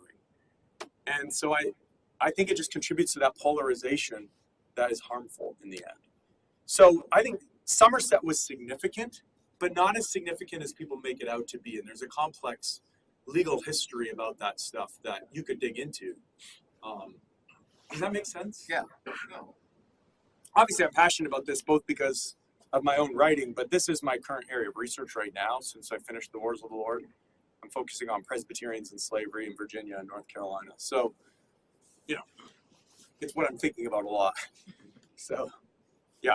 I'm not as educated as everybody else, so I'm going to use a movie instead of a book because I like books. In The Patriot with Mel Gibson. Thank you. Someone's nodding. I appreciate This it. is our problem. Movie shapes our history. I know. Well, activism shapes some history, but I don't even care for that. I enjoyed the movie, so keep going. Okay, so Patriot. So, oh man. Anyway. But British never burned churches full of people. Let's just say that. They were not Nazis. Okay. But if the British, there's that scene where he gets to Mel Gibson's plantation and he says, any blacks who want to join, any blacks who are now free, they can join us and free. And, well, was that a thing that they go and free slaves from plantations as they were going across? In the movie, it's the Americans doing that, right? No, it was the British. The British. I thought in the movie there's a time when the Americans are doing it too. Well, So- the American, the one black fellow was like, the white guy's like, I can't fight for you because I'm unable to do this, but I'll sign you over my black slave. Yeah. And then Mel Gibson's like, well, make your mark. He's like, I just gave him to you. He's like, you choose to do this to fight, and you can fight the militia. And he does that. But the one really nasty British soldier gets there. He's going to burn the plantation. He's like, any blacks who are here, you are now free. You're free to leave, or you can join us in the marching forward. Yeah. So just know that. But then would they have been free, like free, if in the British Empire? So this is before slavery or even the slave trade was abolished in the British Empire. So it's not happening for ideological reasons. It's happening for opportunistic reasons. And this was common in war. You would try to weaken your opponent by promising their slaves freedom if they joined your side. And it was also common in war, this goes all the way back to the ancient world, where people would say to their own slaves, if you're willing to join the military, your reward will be freedom. So that's the context in which you have to think about that. It happened in the War of 1812, as we'll see, it happened in the Civil War too. So that's the history behind that. And the American colonies all did stuff like that too, to varying degrees, and it was controversial, I don't have time to go into that now, but yeah, so it's true. But often what 21st century people do is we put a 21st century ideological perspective in those things, when really they might have just been opportunistic, Of course, slaves wanted freedom. That's the whole point of the incentive. Right. And their masters knew they wanted freedom, right? But that doesn't mean that they necessarily thought slavery was wrong and were feeling guilty about it. They weren't, typically. Okay, and my follow-up to that is, again, going to do with the theme of movies, but shut me up if you want. Have you seen the movie The Alamo? Dennis Quaid. I think maybe, years ago, yeah. So the Spanish I don't remember if slavery is over by that point in time in the States, but when the Spanish came in, they did the same thing where they come in to take over Texas. They're going through Texas, all the jazz. Yeah. Yeah, and there was black slaves at that point, and there was the Spanish had the same proposition to the black slaves. Yes, so Mexico had abolished slavery, 1829. Yeah. And that's happening in the mid 1830s. And one of the Texans' objections to staying in Mexico was that it would not allow them to hold slaves. And Texas has some prime cotton land. Yeah. So for years, Mexico looked the other way. And so all these Mexicans in Texas have slaves. Right. They're really Americans. And then Mexico tries to start enforcing that. And that's one of the things that triggers the Texas Revolution. Thanks. You Well, I was. got to be quick because Yeah, go ahead. Lessons a I, movie. I feel bad because trust me, I would love to just sit and talk about this for like 2 hours. But I know that you would not let me do that. And I mean, so- We would. I have no problem with that. after time's up, I'm happy to stay and talk for a while. But I do want to make sure I cover what I need to cover before some people leave. So, but yeah, I'm happy to stay and talk longer. So, this brings us up to the nationalism and the Civil War part. Confidence that God was using America to advance Christianity and liberty led many evangelicals to accept the idea of manifest destiny. The idea that America is clearly destined by God to dominate North America from coast to coast, including, in case you're wondering, Canada.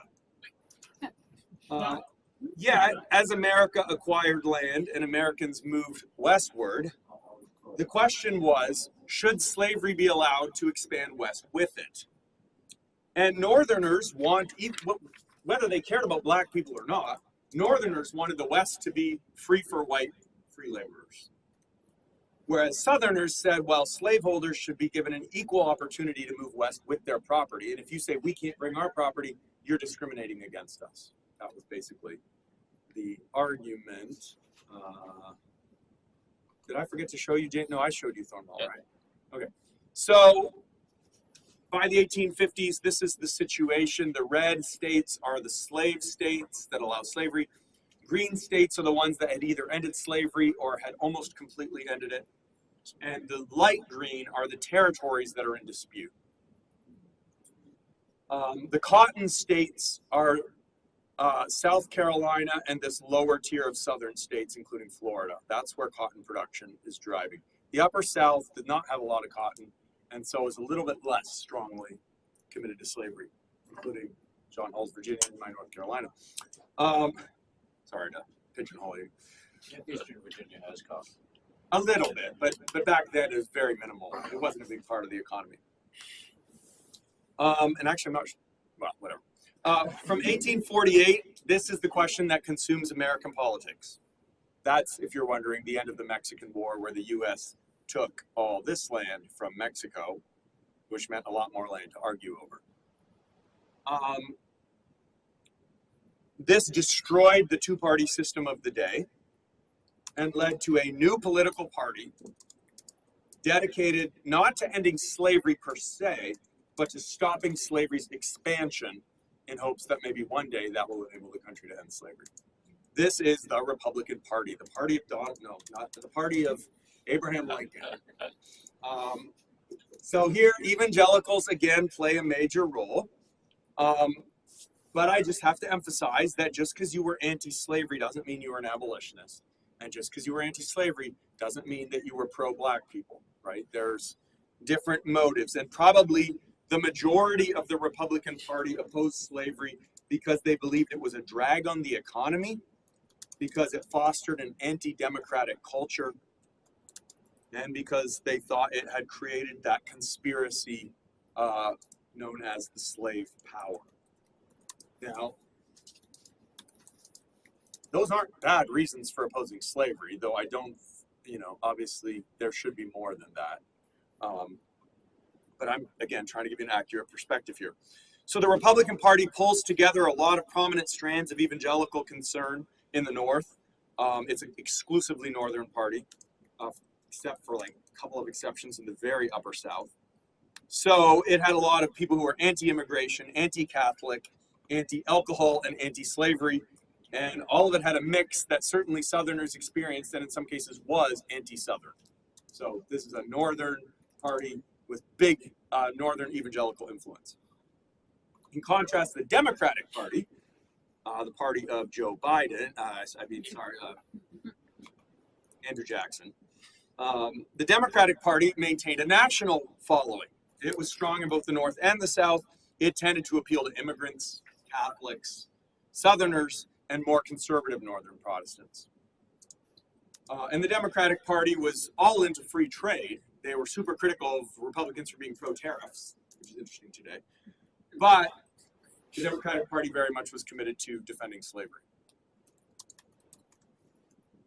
Another dimension of the debate revolved over slaves who were attempting to escape north to freedom. The U.S. Constitution itself did, and still does, require that, technically, I mean it's in the text, that such slaves who escape be returned to their owners.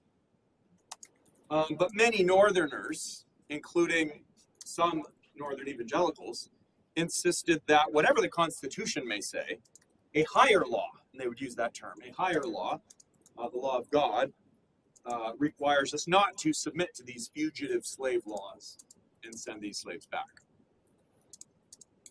So that's another issue going on because the South's basically looking and says, you're not even willing to honor the U.S. Constitution, right? Guerrilla warfare breaks out in Kansas territory right here. Is it in this class we have someone from Kansas? Is that my other class? I'm from Kansas City. Okay, close enough. You're vaguely aware of some of this history, at least, I'm sure. Abolitionists, including now Henry Ward Beecher, son of the famous Lyman Beecher, send guns to Kansas, packed in crates, labeled, Bibles. Okay, these will get the nickname Beecher's Bibles, and he will use, in the midst of church services, he will fundraise for these Bibles.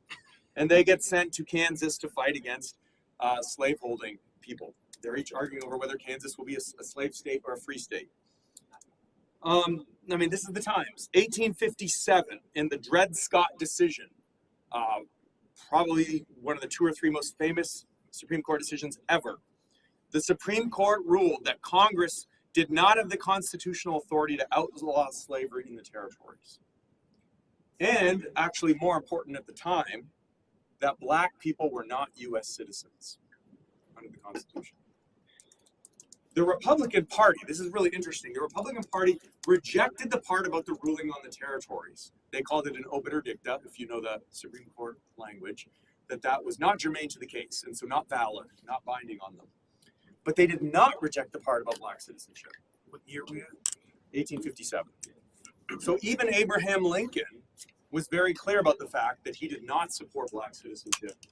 And he didn't necessarily like how the court had gone about doing it, but he didn't object to that result. I actually have the quote from the Supreme Court ruling.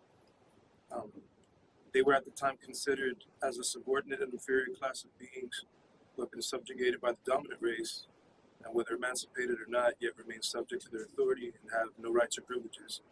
They had far more than a century before been regarded as beings of an inferior order and altogether unfit to associate with the white race, either in social or political relations, and so far inferior that they had no rights which the white man was bound to respect. Yeah. Thanks, yeah. Okay, so in 1859 then, so stuff's heating up year by year, right? In 1859, a somewhat Calvinist, he's always called a Calvinist, but some of his theology is a little quacky. Definitely Calvinist. John Brown, some consider him a hero, but be careful. He was notorious for brutal violence against slaveholders, hauling people out of their house in the middle of the night, hacking them to pieces of broadswords, okay?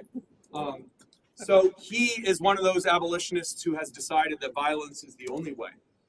He's supported by Frederick Douglass, at least in theory, though not in what he ends up trying to do. Because John Brown goes into Virginia and seizes a U.S. military arsenal. So this is U.S. government you're taking on here. In Virginia, and his plan is to provoke a slave rebellion. The problem is the slaves don't rebel. And the U.S. Marines, led by Robert E. Lee, come in and capture him. He is tried by the state of Virginia and executed. Obviously treason, right?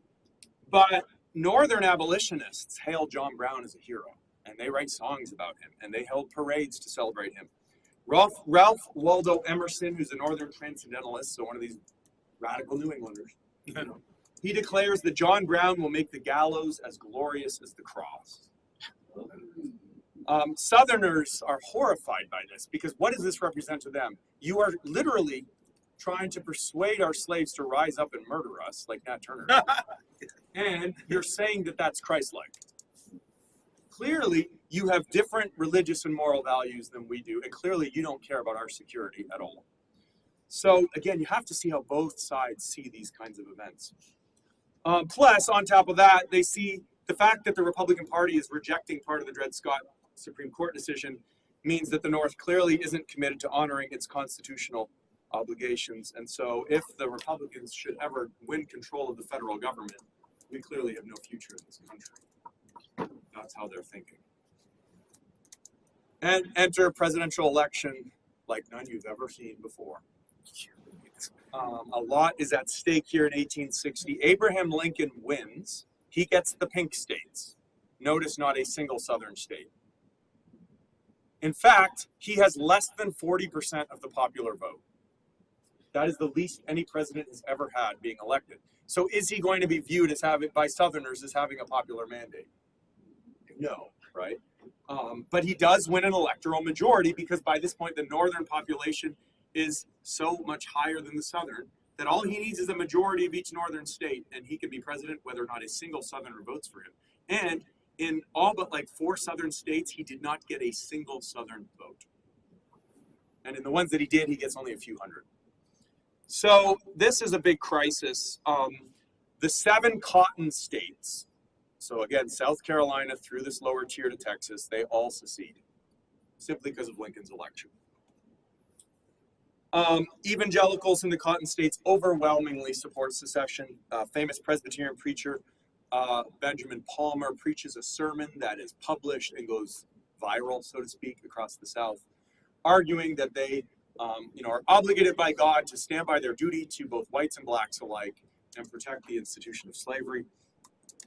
But again, the upper 8 Southern states, not as committed to cotton, they do not secede. In fact, state after state rejects secession, and evangelicals in those states argue that Lincoln's election is in no way a good enough reason to break up what is the most glorious republic God ever made on earth, right? And that's the kind of language they would use. So the upper South evangelicals start getting involved, and now they've typically not been very political, but now they get involved and they're like, we got to find some way to compromise. And the Christians' main calling right now is to find some way to preserve peace, because there would be nothing worse than if the most evangelical free republic in human history devolves into a fratricidal blood war that shatters the Union forever. That's their fear. And just keep in mind that the majority of Southerners live in the upper South, not the cotton states, by quite a bit. So the cotton states tended to have a much lower population, of whites especially. Lincoln had always opposed, as I said, granting black people citizenship. He was open about the fact that he had no power to free any slaves in the states where slavery existed. But at the same time, he rejected any compromise over slavery in the territories. In fact, he's sending letters to Republicans in Congress saying, do not compromise on anything that we ran on. And so that kind of prevents any sort of compromise from happening. Lincoln comes into office in March and insists he's got to preserve the Union. There's a few U.S. forts in the seceded states, including most famously Fort Sumter in South Carolina. And the South wants to negotiate him to hand that over so that there can be peace. Lincoln's not going to do that. In fact, he sends an expedition to go resupply the fort. And the South sees this as basically a sign that he is intending to coerce them back into the Union. And so the Confederate government orders an attack on the fort, and they take the fort. Nobody's killed in the battle. It's just quite striking. But they take the fort, and then Lincoln responds by calling for troops to suppress the rebellion. And he sends that call to every state of the Union, including the upper Southern states.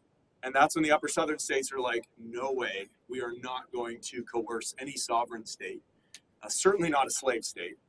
And so 4 more Southern states, including Virginia, North Carolina, secede and join the Confederacy. And 3 other Southern states basically say, we're staying neutral, which good luck with that. And evangelicals now, who in the upper South had long opposed secession, now radically change their tune and say, this invasion is a clear, think that American Revolution, it's like when Britain sends troops to Boston Harbor, like this is an invasion, this is tyranny. We might not have wanted the war, but here it is. And that is how a lot of evangelicals thought about it. They didn't like secession necessarily, but they're going to stand by their communities and their states when they're invaded. At this point, finally, the two major denominations that had not split yet, the Episcopalians and the Old School Presbyterians, will split on north-south lines because of the war. I know we're at 10, but let me go just a little bit longer to wrap this up. So this shows you the red states are the ones that do form the Confederacy, and the pinkish ones are the ones that attempt to stay neutral, with the exception of Delaware, here, tiny Delaware, Joe Biden state, will be solidly pro-union. So a conflict that had started over slavery, therefore, does indeed become a conflict over whether a state can leave the Union. In fact, the U.S. Congress overwhelmingly passes resolutions supported by Lincoln declaring that this war is not being fought over slavery, and that slaveholding rights will be preserved, right? They're trying to keep slaveholders loyal to the Union, and so we are not going to interfere with slavery. Northern soldiers, typically, we know this from letters and diaries, their main goal in fighting was not to free slaves, but to preserve the Union. And many were adamant about the fact that I'm not risking my life for, and then, you know, some racial epithet follows. You know, I'm fighting for the most glorious republic ever made, and for freedom. By which they mean a republic devoted to freedom.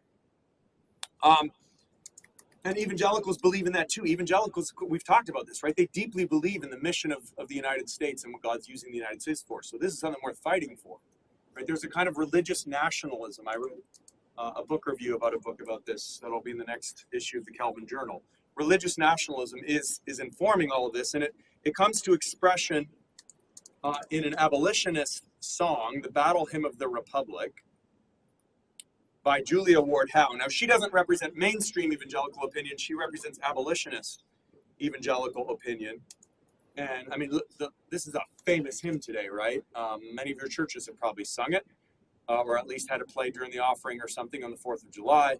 But look at the text. Mine eyes have seen the glory of the coming of the Lord. He is trampling out the vintage where the grapes of wrath are stored. He has loosed the faithful lightning of his terrible swift sword. His truth is marching on. And the next one gives very military language. I mean, she's talking about the Union Army as the agent of God's wrath on the South and bringing freedom for the nation. Southern soldiers, on the other hand, few of whom owned slaves, were fighting primarily not for the abstraction of defending slavery, but to defend their homes from invasion. There's a famous movie where a guy's like, the northerner asks the southern soldier, like, you know, what does it feel like to be fighting to keep slaves? And the guy's like, what are you talking about slaves? I never owned any slaves. We didn't even have shoes. You know, he's like, well, then why are you fighting? He's like, we're fighting because you're here. You know, you invaded. So Southern evangelicals perceived the Confederacy as a Christian nation dedicated to conservative principles. In fact, the Confederate Constitution explicitly acknowledged God in the way that the U.S. Constitution did not. And they pointed to some of their devout evangelical leaders, like the one I've referred to a few times, the Presbyterian Stonewall Jackson, as well as Robert E. Lee, an evangelical Anglican, as proof of the kind of pious leadership leading the Confederacy.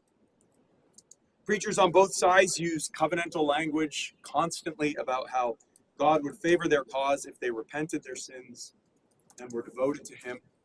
Both armies, Union and Confederate, experienced powerful evangelical revivals. Abolitionists were angry. This is my last comment here. Abolitionists were angry that Lincoln refused to make the war about slavery. But as the war dragged on and slaves were serving the Confederate military in various capacities, there's a growing sense in the Union that if we want to weaken the Confederacy, we should free their slaves, right? Offer them freedom. So, and Lincoln was never an evangelical and was the only president actually in U.S. history who was never a member of a church. But he did believe in God, and he did believe that God was using him providentially to end slavery.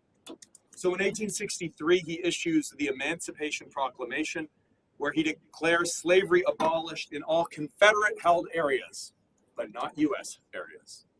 So it's kind of an ironic thing. He's declaring slaves are free wherever I don't have power to free them. But wherever I do actually have power to free them, I'm not freeing them. In fact, because he didn't believe the Constitution allowed him to. He starts using evangelical language, such as in the Gettysburg Address.